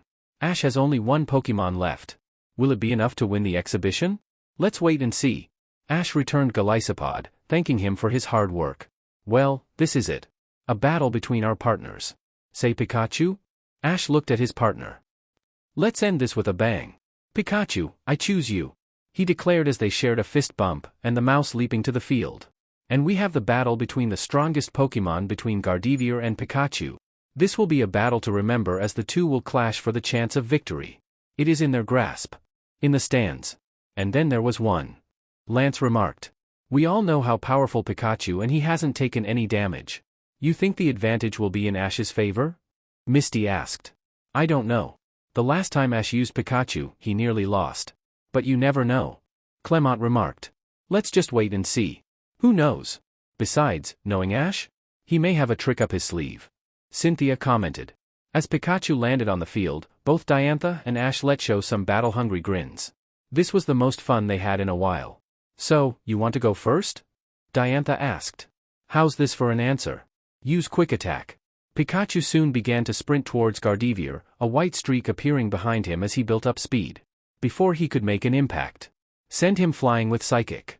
Gardevoir held out a hand as her eyes glowed blue, halting the electric mouse in his tracks, much to his shock. With a wave of her hand, Pikachu was sent flying into the air. Luckily Ash was a pro in the art of adaptation.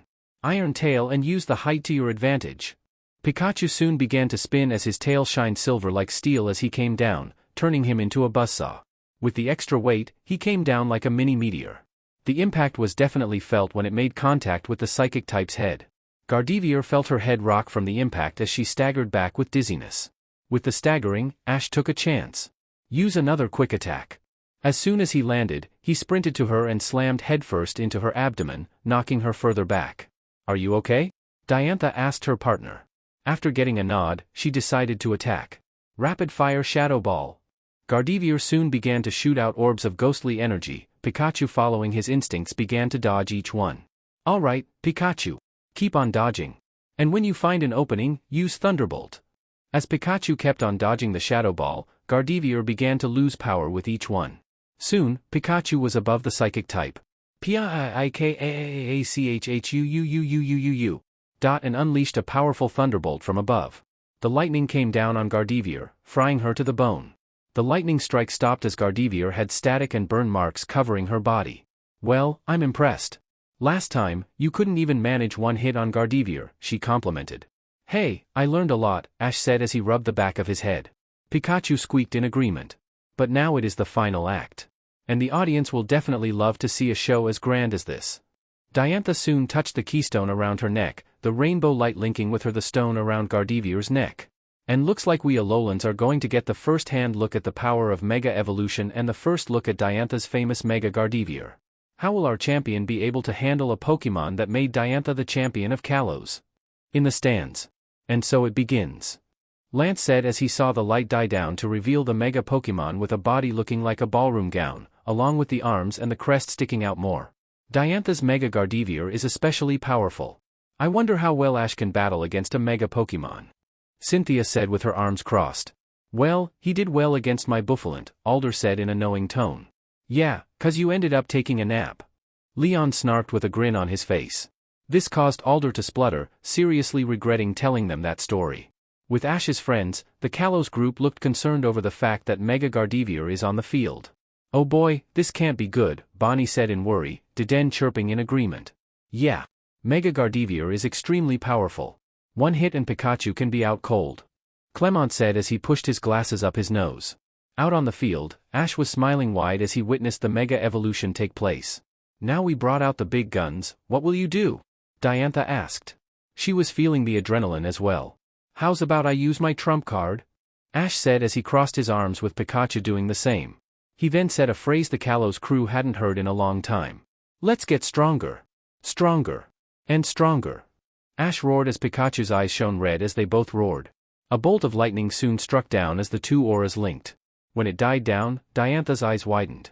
Pikachu was now sporting a black tuft of fur like Ash's, his cheeks were now blue and also began to spark blue lightning. His torso was blue while the arms were still the same. "No way," Diantha whispered. "You missed this? Here's the Battle Bond phenomenon with your host, Ash Pikachu. I can't be the only one that is witnessing this. Our champion has just revealed a hidden trump card other than Z-move. How powerful would this new form be?" The crowd soon went wild, eager to see the new form in action. In the stands, both Gary and Professor Oak were leaning over their seats to see the new form. But the biggest response came from Serena, Clement, and Bonnie. "No way. Is that?" Clement said, his eyes bugging out. "The Bond phenomenon." Serena said as she saw the transformation take place.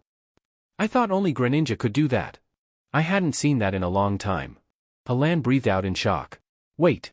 You guys knew about this?" Paul all but demanded, still reeling from the shock. "Yeah. Back in Kalos, Ash had a Pokémon that could become another form when their hearts linked as one. So far, only Greninja could access it, but looks like he isn't the only one. So how powerful is it?" Trip asked, oddly eager to battle him. "From what we know, it is pretty powerful. Greninja was able to go toe-to-toe with my Charizard, so it will be interesting to see how powerful Ash Pikachu will be," Alan answered. "With the champions. Whoa! Talk about two becoming one," Leon exclaimed as he looked over his seat. "So this is the famous Bond phenomenon Diantha was raving about," Cynthia said, with stars in her eyes. "Now then, I wonder how powerful it will be in battle." Steven spoke as all of the champions watched, eager to see the form in action. They heard about it from Diantha, but now they had a front row seat. On the field, Diantha was still reeling from the shock of the Bond phenomenon being used once again. She had to ask, "Is that the?" She began when Ash confirmed. "Yep. While we were training, we remembered Greninja and the Bond phenomenon. We thought, if I could do it with him, why not? It took a while, but we managed it." Diantha just smiled, eager for this battle to happen. "Well, I hope you can pull off a fantastic performance. It is the final act. Now Gardevoir." Gardevoir glided over the field to the center. Let's rock, Pikachu, Ash said as he crouched down and swung his fist back, with Pikachu darting to the middle. Pikachu, Iron Tail, Ash said as he performed a breakdance before going into an axe kick. Pikachu did the same movement as the tail shone silver. Gardevoir, Psychic. With the boost from Mega Evolution, Gardevoir halted the attack and sent Pikachu to the side of the wall. But before he could make an impact, Electro-Ebb to form a rebound. Pikachu launched a web of electricity to the wall, allowing him to cushion the blow before springing back. Boost yourself with Quick Attack. Ash then spun around to form a reverse roundhouse.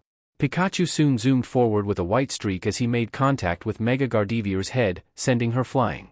Gardevoir. Oh, now you're going to get it. Recover and use Mystical Fire. The empath soon got her bearings back together and shot out blue flames from her palms to Pikachu, the scorching heat stroking his fur. This also caused Ash to let out a grunt in discomfort. He had forgotten about this aspect of the bond phenomenon. You okay? Pikachu nodded, eager to battle. Okay, Thunderbolt. Pikachu let out a blast of lightning, but Diantha was ready with a command. Not so fast. Use Shadow Ball. Gardevoir quickly let out a blast of ghostly energy towards the Thunderbolt, cancelling it out. But Ash was quick on the draw. Now, Quick Attack. Emerging from the smoke, Pikachu was speeding to Gardevoir. Soon Ash made a leaping uppercut, to which Pikachu followed, clocking her on the chin. Diantha then decided to follow up with a move of her own. Moonblast. Gathering moonlight in her palms, she then charged up an orb ready to fire. However, Ash was also ready. Use Thunderbolt. While in the air, Pikachu soon shot out a blast of blue lightning as Gardevoir fired. The resulting explosion resulted in the two aces landing in a heap on the field. As they slowly stood up, they began panting from exhaustion. Looks like they are getting exhausted, Diantha commented. Yeah. How's about we end this with one final attack? Ash asked. Sure. Gardevoir. Let's put it all into one final blow. Combine Shadow Ball, Moonblast and Mystical Fire, then use Psychic to accelerate the blast. Gardevoir did just that, forming a glob of ghostly energy and moonlight mixing with each other before being surrounded by a veil of fire.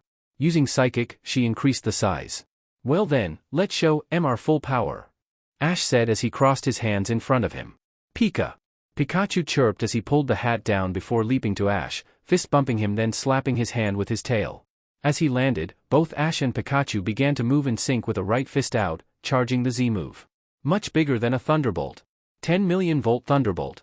Let's unleash our power with the spirit of Alola.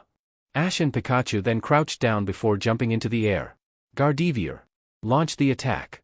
Gardevoir soon unleashed a large beam of Shadow Ball, Moonblast, and Mystical Fire, which was then propelled forward with Psychic as a large thundercloud began to form and Pikachu began sparking. Pika Pikachu! Pikachu yelled out as he shot out lightning in the 7 colors of the rainbow. Soon Ash began to spin vertically before dropping down with 2 fists raised. Here comes the finale. Let's give it all we got. Full power. Ash soon slammed his fists as Pikachu did the same. The lightning soon shot towards the blast Gardevoir launched. The two attacks clashed, but the Z move was clearly stronger as it began to overpower the blast and sent towards Gardevoir. As it was happening, Diantha thought one thing. Ash, you really have grown from a young trainer to your champion status. You have earned this victory. Gardevoir seemed to have the same thoughts as the blast was obliterated by Pikachu's and she was struck by the 10 million volt Thunderbolt. The blast was so great that everyone had to cover their eyes from the blast blinding them all. When the smoke subsided, Pikachu landed and was panting from exhaustion. Gardevoir was standing until the Mega Evolution wore off, reverting her back to normal as she stuttered then landed on her side, out cold. Gardevoir is unable to battle. The winner is Pikachu and the winner of the exhibition match is Ash. The crowd roared from the amazing battle, cheering both trainers' names. The loudest came from the other champions, who all screamed Ash's name in cheer and excitement along with his friends and mother. Well, I don't need to explain why. I don't believe it. Our Alola ace has done it. He has beaten the champion of Kalos in a 6-on-6 match. He has truly shown that he has a place among the top trainers. After a long hard match, he has proven his skill. Ash simply flopped back in exhaustion as Pikachu simply flopped onto his chest. We really did it. We managed to beat a champion in a fair match. He then looked at Pikachu who was fast asleep. Yeah, you earned that nap. We did it. Diantha returned Gardevoir with a proud smile. You really have proven yourself today, Ash. In the stands. He did it. The girls cheered in happiness as they hugged each other in joy. He came a long way from Kanto, Brock said with Tacy and Gary nodding their heads in agreement. Man, that was an awesome battle. Now I can't wait to battle him. Max said with stars in his eyes. Get in line, kid. Ash owes me a rematch. Paul said, with a grin. Ash has gotten stronger. But he was simply knocked away by Trip. No way in hell. I'm battling him. He said, but Alan had gotten in between them. Ladies, you're both beautiful, but I'm the one he'll rematch. Soon the boys began fighting on who would rematch him. Now that was a battle filled with a lot of strong flavors. A truly hearty battle. Elon proclaimed. Man, I have never seen Ash battle so hard. Clement said. With the champions. Ash has really come a long way, Lance spoke with pride. That's right. Now I'd hope he gets ready for our crazy antics. Steven said. Oh hun, this is Ash. Chaos is in his blood. Wallace spoke. Well said. I got to remember to treat him for ice cream. Cynthia said. Oh boy, he'll be old and gray by then. Alder whispered to Leon, who snickered. Well, that was definitely a champion time. Welcome to the big leagues, Ash. Leon said. Back on the field, Diantha was looking over Ash as he was gazing up to the sky. Offering a hand, he helped him up. That was an amazing battle, Ash. You have definitely shown you were worthy of the title of champion. She said. Yeah, but you put up such a great fight. I still have a long way to go. Well, I and the other champions will help you. I just hope you can stand the chaos that comes when we get together. Ash just giggled. After all the journeys I've been on? Chaos is now in my bloodstream. Diantha giggled as she and Ash faced the audience, who were cheering, raising their hands in victory. It was a battle to behold. Leon's bad experience with a Dracovish. Leon was currently lost. Again. He just couldn't understand it. He was on his way to Hammerlock and he is somehow in the lake of outrage. What? This isn't Hammerlock. He yelled before kicking a rock in frustration. OW, a voice yelled as well as a crash. When Leon heard the voice he turned around and saw a trainer and a Dracovish covered in curry sauce. Who did that? He yelled. He then saw Leon walking up to him. Excuse me? Do you know the way to Hammerlock? He asked, but the trainer was glaring at him. Oi. Cover me and Mr. Fish in curry sauce, eh? He growled as Dracovish began to bare his fangs. Leon backed up, scared. No, wait. I mean that I can explain. He stuttered as he began to sweat. Get him. He yelled as Dracovish attacked. News soon came out that Galar's unbeatable champion was currently in hospital getting pits of a jaw out of his butt. The rest of the gym leaders couldn't help but laugh at his misfortune. Rose had to pay off the trainer so that it wouldn't spread. A celebration fit for a champion. It was a day after the exhibition match and all of Ash's guests were currently at the hotel lobby, excitedly talking about the battle. I still cannot believe that starter took down a friggin' Gourgeist. Paul said as he still remembered the match Rowlet had against the fully evolved pumpkin and won. Tell me about it. God of starters? I can see the nickname, Trip added. Alan soon came back holding a t-shirt. Well, I got something from Aaron. Alan said as he showed a black t-shirt with Ash's Rowlet on the front. The top said God on it. Still find it hard to believe that Rowlet managed to KO a Gourgeist. Sure, there is a type advantage but still. But what about that dragon-on-dragon battle between Tyrantrum and Kommo-o? That was so cool. Iris said as she gushed about the battle. Especially when Kommo-o consumed that aura sphere like a first-class dish, giving a wonderful display of power like a glorious fireworks show. Syllan proclaimed. Nah. Best part was the thunder armor on that Duck Knight. I never thought we would see that again. Max spoke in excitement as he and May remembered the thunder armor. Yeah. Not to mention that black meteor move. May agreed with her brother. Forget that. What about when that strange Pokémon showed up? They called it an Ultra Beast? How did we not know about it? Clement said. Well, I can tell you that I enjoyed seeing the Counter Shield and Ice Aqua Jet again. What a nostalgic trip. Dawn spoke with a spread of her arms in excitement. You both are forgetting one thing. The Battle Bond phenomenon. With Pikachu. I thought only Greninja could do that. Serena added with Bonnie and Clement agreeing as well. Guys. You are all forgetting the best part. Ash is the Alola champion.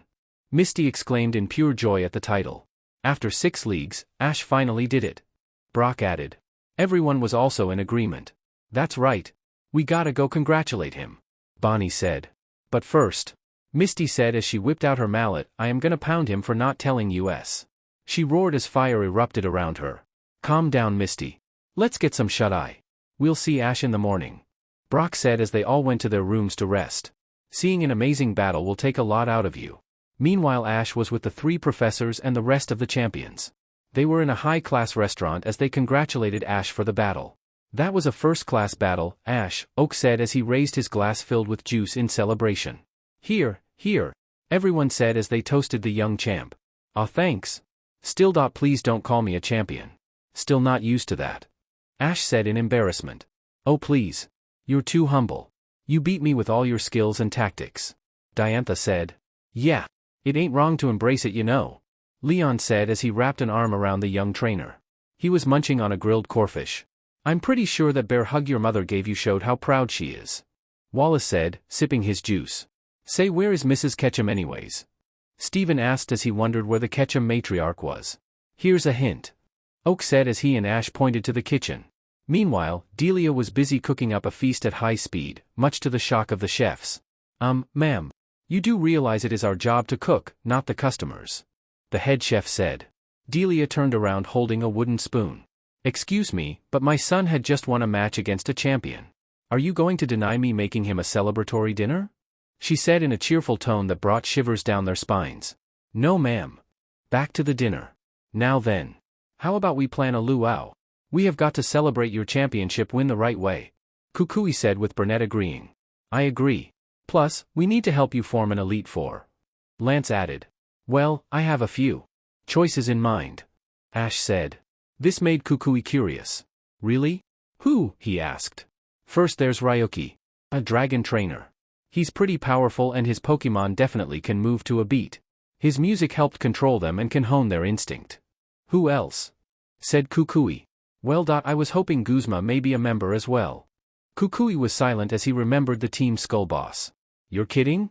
Look, he may be rough around the edges but he is a powerful battler. Besides, he isn't all bad. Ash explained. Kukui looked unsure but he had a point. Guzma was a powerful trainer. Okay, that's two. Who else? For a representation of the kahunas, how about Olivia? She's someone that can easily get along with other trainers. Ash suggested. True. She is a bit spazzy though. Kukui said. Yeah, but that's what makes her enjoyable. Ash said. So who is the final choice? Kukui asked. I have no clue. Ash relented. Hey, don't worry. We'll help you pick someone. Kukui said with a smile to which he returned. Okay, now that's out of the way, let's chat about the battle. Leon said in an excited tone. That got all of the champions' attention as they also talked about the battle. I am rather interested in how your Rowlet took down Diantha's Gourgeist. Especially for someone so chill. Lance said as he remembered Rowlet falling asleep mid-flight. Yep, when the going gets tough, Rowlet will pull through. But his sleeping time always gives me heart attacks. I am more interested in that power-up you did with Kommo-o. It seems useful for contests. Wallace said with a finger in his chin. Yep.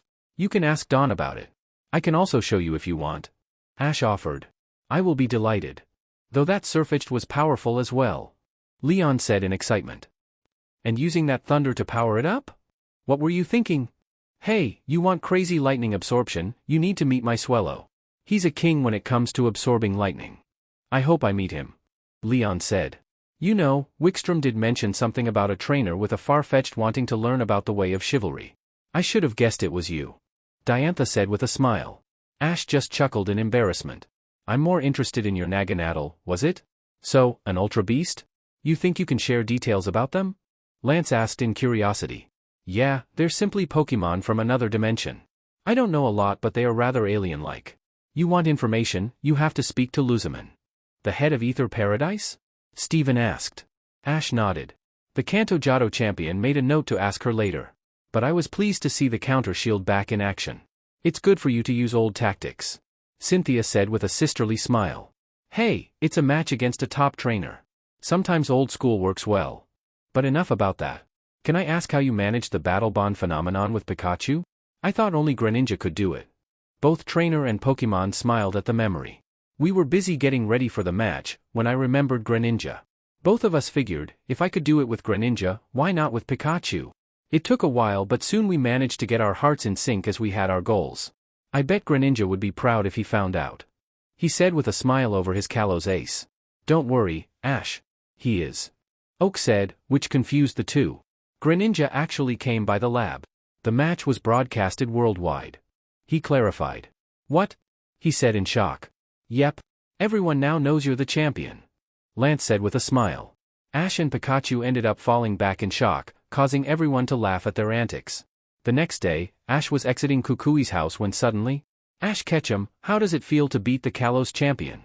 How reckless are you to have your Sirfetch'd take an attack? May you give us the secrets on those techniques? How did you achieve such a form with your ace? Reporters. The bane of any famous person. The cameras were blinding the Kanto native as he was overwhelmed by the sudden questions. Luckily, salvation came in the form of his friends. All right, back it up. You're gonna give him epilepsy. Misty yelled as she began shoving the reporters away. You give him space right now, or I will sick my Gyarados on you. She roared, scaring the reporters away. Ash sighed in relief. Thanks guys. Don't worry. We're not going to let them intrude on your privacy. Brock said. Yeah. Still, it is awesome for you guys to come. Ash said with a grin. Hey, new region means new inspiration. This place is a boatload of the stuff. May SSID and Dawn agreed. Now then. Time to address the Diantha in the room. Misty said in a calm tone. Huh? Ash squeaked. He knew what was coming. Misty then seized him by the front of his shirt and began shaking him like a rag doll. Ash Ketchum, you are the champion of Alola and you never told us? She roared. Sorry guys. A lot of things happened and I totally forgot, please don't kill me. He squeaked in fear. Much like with Cynthia, he was bombarded by hugs from everyone. We are so proud of you. You came a long way since Kanto. We've been wanting this to happen forever. Man, that is so cool you won. I knew you could do it. Such a wonderful flavor of victory. Not so much of a little kid now, ain't ya? 100% amazing news. Yay. Yay. You did it. I am so proud of you. It's about time, Ashy boy. Hope you keep getting stronger now you are champion. Not bad from a guy from the sticks. At least you didn't get interfered. The congratulations soon piled up as everyone began congratulating him, all the while Ash continued to blush in embarrassment. He was still not used to such a title. Now, the group was on the beach with Delia and Professor Oak in tow. Hey, how about I show you guys the rest of my Pokémon? The ones I used in the match aren't the only ones I have. Everyone agreed on that. They were eager to meet Ash's new friends. But first, let's have your Pokémon out to meet each one. I want them to get along. Ash insisted. Well, who are we to argue? Brock said as everyone agreed. Piplup and Deden were already out, but soon they brought out a Psyduck, Sudowoodo, Toxicroak, Blaziken, Simisage, Haxorus, Diggersby, Chestnut, Delphox, Electivire, Serperior and Charizard. Everyone soon began looking around their surroundings wondering till they saw Ash. Everyone listen up. We have some big news. Dawn announced, to which they looked in confusion. Ash is the champion of Alola. The Pokémon were silent. Until, they began roaring in excitement and happiness. Some were eager to see if Ash had improved in battle while others danced in celebration. Ash was also excited to see them as well. No way. A lot of them evolved? Man, have I missed out. He was busy meeting and greeting everyone. Pikachu was also greeting them when he saw a tiny rabbit, an ice-blue quadruped and a fox-like creature with ribbons bound up to him. As it turns out, Bunarary, Sylveon and Glacian had popped out on their own and soon saw Pikachu and bounced to congratulate him. Pokespeech. Pika baby. They all said before glaring at each other. In case you are wondering. I was going to congratulate him, Bunary said in a low tone. Don't you mean I am going to congratulate him? Glacian said in a cold tone. You're wrong. I will do the congratulating. Sylveon said in an even tone. Things were silent when. He's mine. They all yelled as they began fighting with each other, creating a huge dust cloud in the sand. Guys, cool it. Pikachu said to no avail. Pokespeech off. Oh geez. I keep forgetting those three have a thing for Pikachu. Dawn said as she facepalmed. They managed to pull them away, but the three girls still glared at each other. Ash just sweat dropped at the sight. Anyways, you guys want to meet the rest of my Pokémon? He asked and everyone agreed on that. We will probably be a while, so here is the rundown. Rowlet emerged from his ball and landed on the sand. Bonnie was gushing over how cute he was and Rowlet soaked up all the attention. Hey Piplup. Say hi to your fellow Everstone user, she said, and the penguin waddled up to the owl. Piplup. He chirruped as he held a fin. When he looked at Rowlet though, Piplup. His eyes went white and hexagonal as his beak dropped. RRR, RRRR, RRR. Rowlet was asleep. Wow. Talk about a sleepy head. Dawn said with a sweat drop. Suddenly, row. He screeched, flapping his wings, shocking everyone before falling back asleep. This caused everyone to chuckle. God of starters everyone. Alan remarked. Lycanroc. Lycanroc immediately began to chatter with some of the younger Pokémon. Wow! He's definitely enjoying playing with the little ones. Clement said as he witnessed Lycanroc chase the smaller Pokémon around. Paul's, Alan's and Trip's Pokémon looked at the orange wolf with interest. There was something powerful about him. Incineroar. Much like before, the fire tiger made a huge show, eager to test his skills. Paul's Electivire smiled in battle lust. He looked like a worthy opponent. What a showboater. Serena said with a chuckle. That's Incineroar for you. Ash said with a smirk. Naganadel. Ash decided to say this first. By the way, Iris. Naganadel is a dragon type. He said with a grin. Almost immediately, Iris zoomed up to the ultra beast with stars in her eyes. Oh wow! A dragon from another dimension? So awesome! Naganadel rasped in joy as he began to spin in place. Haxorus began to feel dizzy from the spinning motion. Melmetal. As soon as the liquid metal golem landed, everyone's eyes bugged out. No way! Brock said in shock. I heard Professor Oak said that a rare Pokémon was discovered, but I didn't expect Ash to be the owner. Clement said. All of the smaller Pokémon were intimidated by the giant. Luckily, Deden took the first step as he looked at Melmetal with curiosity. Melmetal gazed down at the little hamster and lowered his arm, allowing him to scamper on top, chirruping in excitement. Soon more of the smaller Pokémon began approaching and clambered up to the top. Melmetal soon began moving in place in joy. Wow! For a mythical, he is like a gentle giant. Alan couldn't help but remark. Everyone had to agree on that. Toucanon. Wow! Since when do Pokémon have wrinkles and gray feathers? Brock asked as Toucanon lowered. The doctor saw the gray feathers and wrinkles. Since they began raising Pokémon and leading a flock. Ash replied. Well, he is definitely like a fine wine. Aged and with great taste. Sillin remarked. Toucanon just cawed in respect and smacked Rowlet on the head to wake him up. Just like a father. Brock commented. Okay, you know what, here is a montage. Everyone began cooing over Shiinotic as she danced. Many of the small Pokémon began to climb Exeggutor while Iris joined in, especially when she found out it was a dragon type. Golisopod ended up freaking out Misty, who buried herself in the sand. Passimian had a lot of fun playing with the Pokémon with its coconut ball, and Kommo-o got into a fight with Electivire, Serperior, and Charizard. Okay, talk about a fighting spirit. Paul remarked as fists clashed. Yep. Kommo-o is a battle nut. Ash said with a sweat drop. Dragonite. As soon as Dragonite emerged and let out a whir in joy, everyone was silent, eyes bugging out of their skulls. Soon they all said the same thing. You caught a Dragonite? Yep. Ash said with a grin. Oh wow. She is such a cutie. Iris said with stars in her eyes. She must be powerful. Paul commented, then Dragonite set her sights on Paul, Trip, and Alan. Oh. Must warn you. She's a... He didn't get to finish as Dragonite scooped the three and their Pokémon in a surprise hug. What the? Let go of me, Tiny. Paul yelled. A hugger. He said. Electivire, Serperior and Charizard just melted into the hug. Wow. Big bad trainers are being attacked by a hug monster, Dawn mocked. When I get out of here, I swear I'll dash. Paul began to rant but was squeezed harder. Gengar. Gengar immediately began to spook everyone, Serena especially. Since when did you use ghost types? Misty asked. Since this one was abandoned by its trainer. Ash replied. Everyone was silent until? That makes sense. Everyone agreed. Ash always took in abandoned Pokémon. Gengar soon began to jump scare most of them, their reactions making him laugh. Lucario. Wow. I was wondering when you would catch a Lucario. Dawn said as she looked at the Aura Jackal, who was rather uncomfortable by the attention. However, he then saw Electivire and soon. Car. He threw a fist which was blocked by the motor Pokémon. Seriously, Lucario? Ash said in exasperation. Well, someone is eager for a battle, Max remarked. Yep. And Alan. Maybe we can have a clash of mega evolutions. Ash said. Alan perked up. You mean Dash? He began but Ash nodded his head in confirmation. Yep. Got me a Lucarionite and now I can mega evolve Lucario. He said.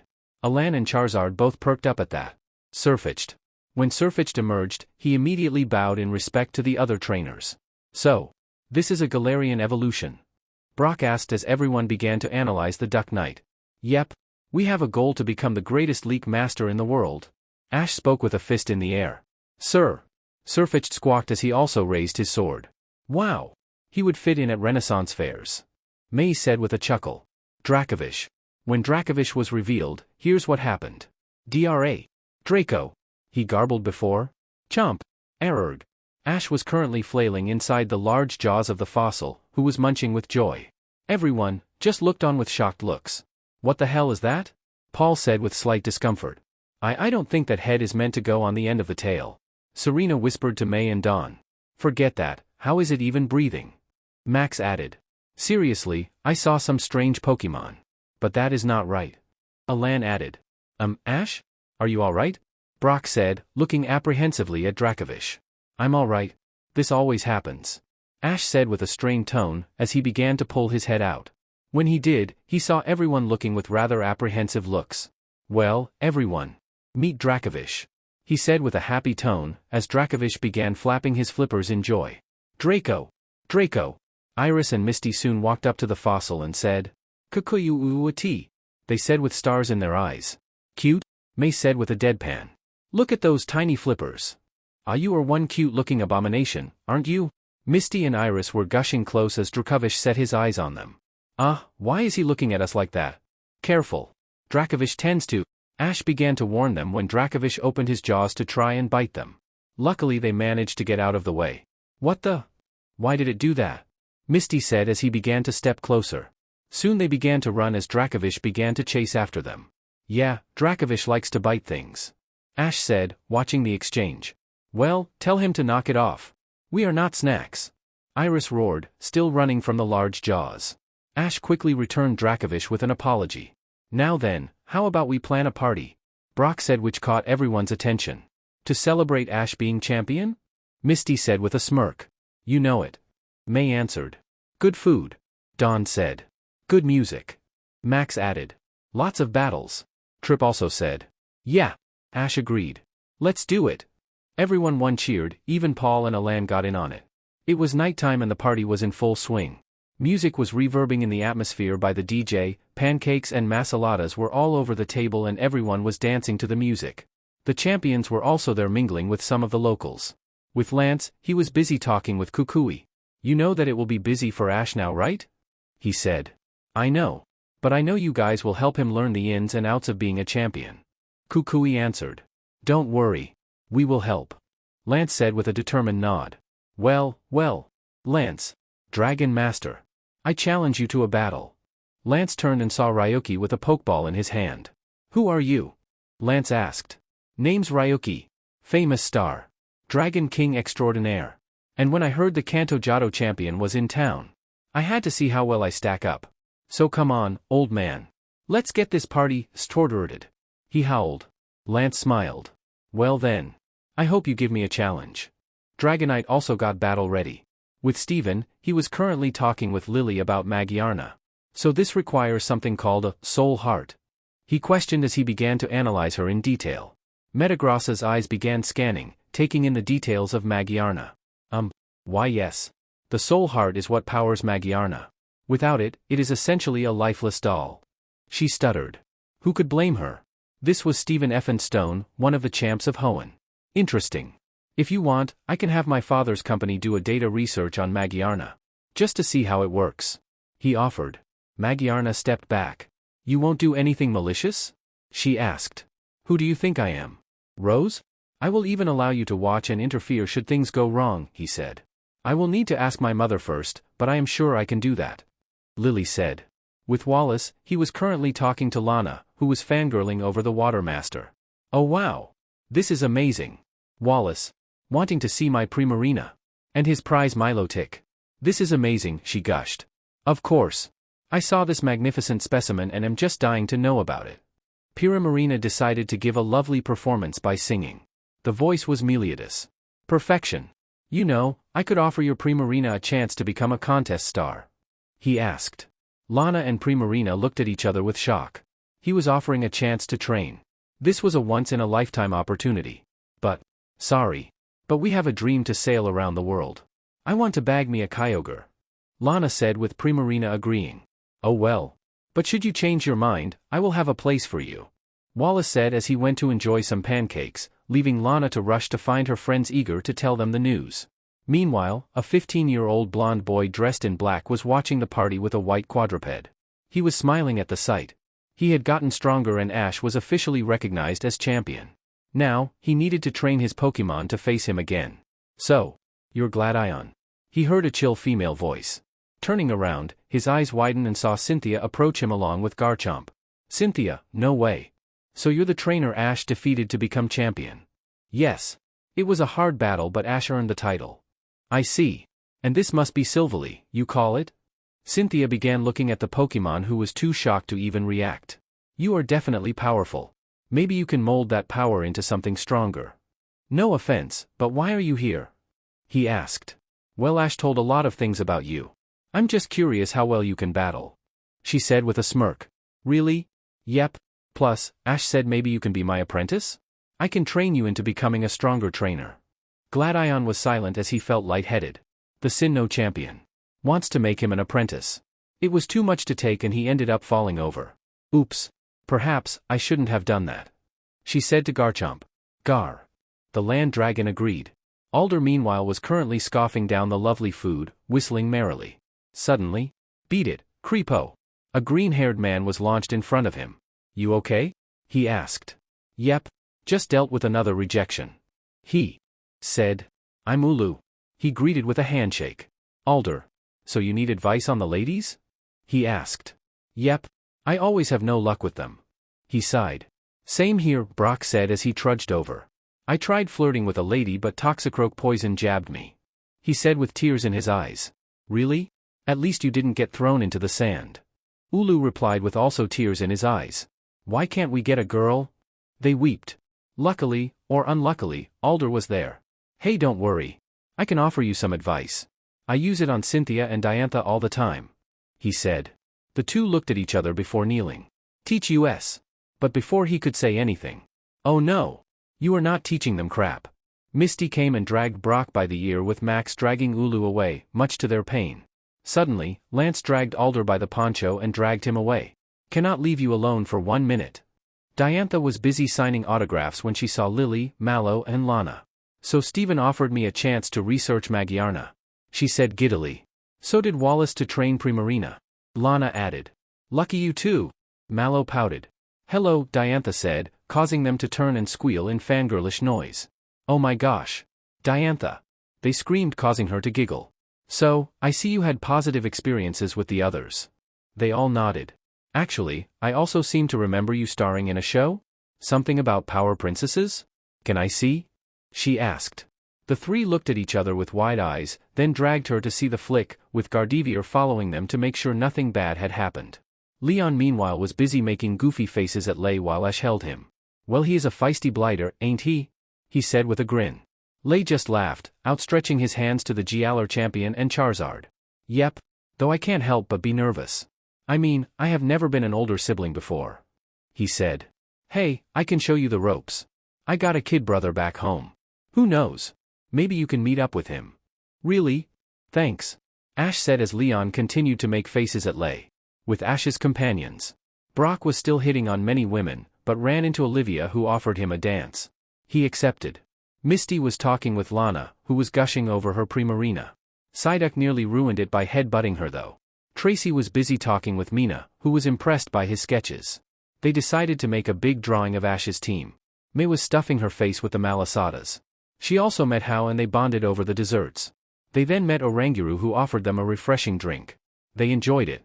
Max and Bonnie were with Lana's twin sisters, playing chase. That and they asked if they were a couple. They were not amused. Syllan and Serena were helping Mallow with cooking up the desserts. They all shared cooking tips and discussed the restaurants. Clement was with Sophocles looking at the various inventions. They even created a boombox, capable of remixing the sounds heard in Alola. Naturally, it blew up. Soon Kukui made it to the stage, ready for an announcement. Hello everyone. I hope you enjoyed the Lua U. Everyone cheered in agreement. As you know, a year ago we have just acquired our first champion. Now it is time to bring him up and make it official. Everyone roared in excitement as Ash came onto the stage, in his champion outfit. Well Ash. It is time to make it official. Place your Pokeballs on the monitor and your title will be official. Right. Ash did so and soon. Welcome to the Hall of Fame. You are now the new champion. The heavy metal golem, Melmetal. Melmetal flexed his arms. The beast stinger, Naganadel. Naganadel spun around then spread his wings. The scavengers of tigers, Incineroar. Incineroar brought his claws out. The Duskstone Wolf, Lycanroc. Lycanroc howled then glared at the camera. The god of starters, Rowlet. Rowlet placed a wing on his hip and another upward. The lightning-fast speedster, Pikachu. Pikachu spun on his back then gave a peace sign. Welcome to the Hall of Fame. Everyone cheered as Ash waved. Any words? He asked. Just a few. I hope you get strong. I won't plan on losing anytime soon. Everyone roared in approval, especially his friends. Also, Paul, Trip, Alan? Why don't we battle? He said with a grin. The three looked on in shock before. I get dibs. And they soon began running to the stage. They began tripping.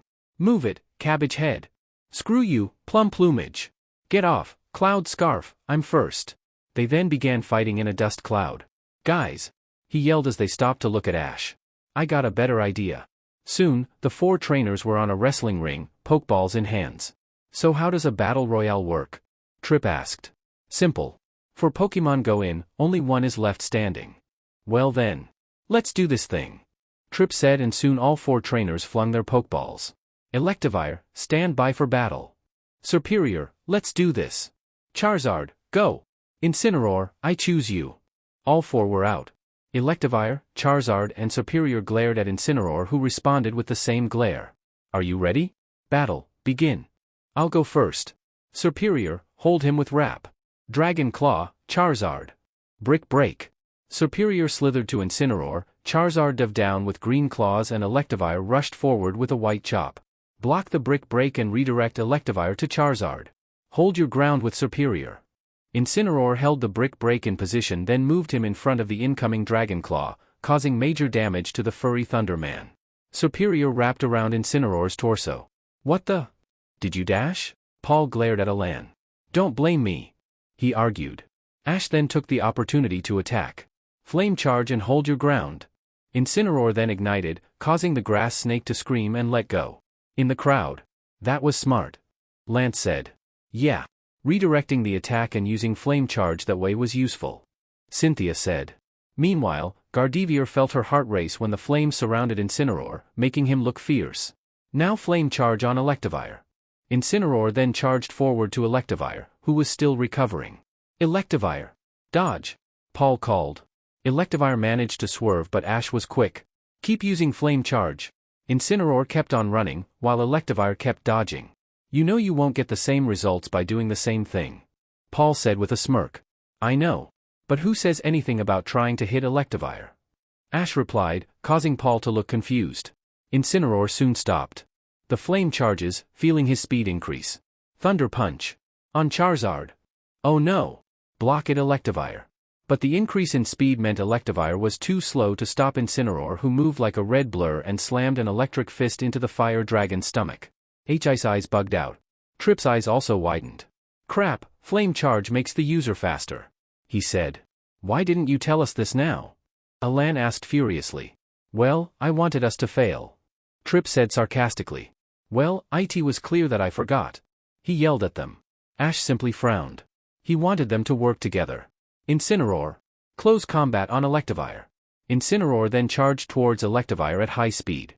Electivire, Giga Impact. Charizard, Dragon Claw. Electivire soon charged hard with a dome of energy while Charizard dove in with Dragon Claw, but they end up crashing into each other. Soon the two began glaring at each other and snarled. What the hell? I had him. Paul yelled at Alan. You had crap. Alan shot back. Trip just growled. Screw this. Dragon Tail, Parry Mode. Serperior's tail glowed green as he began to match the flurry of fists from the Flame Tiger. In the crowd. This is not good. Dawn said. Yeah. Paul, Alan and Trip are acting like loose cannons. Brock agreed. Gardevoir saw Incineroar's fists matching the dragon tail and bit her lower lip. One punch and Serperior was sent back into Electivire and Charizard. Oh great. Nice one Trip. Paul remarked sarcastically. Well at least I did something. Trip countered. Yeah. Get your butt kicked. Alan said. Soon the three trainers and their Pokemon began to argue who's responsible, furthering annoying Ash. Guys. He tried calling but they weren't listening. Hello. Are you done? They weren't. Seriously, those guys are out of sync. Diantha said with a frown. Like two contrasting ingredients that just don't mix well. Sylvan remarked. Ash felt his temper rise and decided enough was enough. Incineroar. Darkest Lariat and Flame Charge plus Close Combat. Use Black Flame Beatdown. Incineroar definitely felt his trainer's annoyance and rushed towards them in an aura of fire, plus it went dark, giving a scary look as he rushed forward. Soon Incineroar let out a scary roar as he began to punch, kick and claw at all three Pokémon. The pained roar snapped them out of it. They stood up but were clearly out of breath. Are you guys finished? You all wanted to battle me, but this bickering is getting in the way of landing good hits. Why don't you work together to battle me instead of battling each other? He said. The three looked at each other and realized he had a point. Maybe they would do more as a team than on their own. Wow. Leave it to Ash to inspire those 3-inch Iris said in an impressed tone. He's definitely champion material. Steven said with a smile. Okay, how about this? When he attacks, I'll hold him down while you guys attack. Paul suggested. Let's do it. Trip said. How about I add some extra power? Alan suggested as he held up his Mega Glove. Let our bonds unite on the field of battle. Charizard, Mega Evolve. He declared, hitting the keystone, which was linked to the Mega Stone on the collar around Charizard's neck. Soon the light formed and Charizard had changed into black and blue with stones on his wings and blue flames around his mouth. Charizard X had entered the battle. Ash saw and smiled. Now things were getting on track. Flame Charge. Incineroar rushed forward when Electivire came and wrapped his feelers around his arm. You remember this, Ash? He said with a smirk. Yep, and soon you'll remember this. Darkest Elartiat. Incineroar soon began spinning in place, causing Electivire to go spinning with him. As Superior and Charizard saw this, they were soon caught up in the spinning vortex. The grip soon loosened and they crashed into the ropes and sprung back to Incineroar. Oh no! Brick break. Electivire chopped down onto his head, vaulting over the tiger. Send him flying with a frenzy plant. Trip Superior soon summoned large, thorny vines that launched Incineroar into the air and Charizard was waiting. Thunder Punch. Mega Charizard X soon slammed an electric fist onto Incineroar's stomach, slamming him into the ground. It formed a crater. Incineroar soon stood up slowly, panting. That was a hard hit. Luckily, he felt something emerging. Now things are getting somewhere. You guys are finally working as one. He said with a grin. Yeah. Thanks to you. You're definitely perfect for Alola's champion. Alan said. Thanks. But it is a shame I have to end this. Incineroar, now. With a primal roar, Incineroar's body glowed a dark red as his firepower rose up from blaze. Now let's end this. Ash said as he placed a Z-crystal into the ring. Soon he crossed his arms and brought them down with Incineroar doing the same. Soon Ash bent down, then brought his hands up to make a scaring pose while Incineroar placed a hand on the ground with a devilish smirk, Z-power surrounding him. Oh boy, this ain't good. Paul said and the other agreed. Let's go Incineroar. Time to show why you're king of the ring. Let's use our Z-move. Incineroar then leapt up and grabbed Electivire and threw him behind to where Superior and Charizard were with so much force, they crashed into the ropes, then he uppercut them into the air. Time for a move of champions. Soon Incineroar did a drop kick, then an uppercut sending them even higher. Unleash the malicious Moonslaught and leave them beaten and bashed. Now let's unleash the final smash. Incineroar then went above and dove head first with his head smashing into the three as they fell down at a high speed. When they hit the ground, a mushroom cloud formed where everyone covered their eyes. When the dust cleared, a light formed and Incineroar was standing on the beaten forms of Charizard, Electivire, and Superior. Charizard, Electivire, and Superior are battle. Incineroar wins the battle royale. Everyone cheered, but no one was louder than Gardevoir, much to the amusement to the other aces. And that's that. Everyone. Soon the two began doing the masked royale's pose. Enjoy! Enjoy! Responded the crowd. The party was over and soon all of the inhabitants went home, enjoying the party. So you guys enjoyed Alola? Ash said. Heck yeah! That was one awesome party.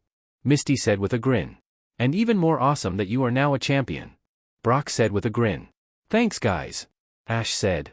Just don't slack off, okay? I want the chance to beat you, okay? Paul said with a smirk. Same. Here Alan and Trip said simultaneously. Don't worry. I will, Ash said with a grin.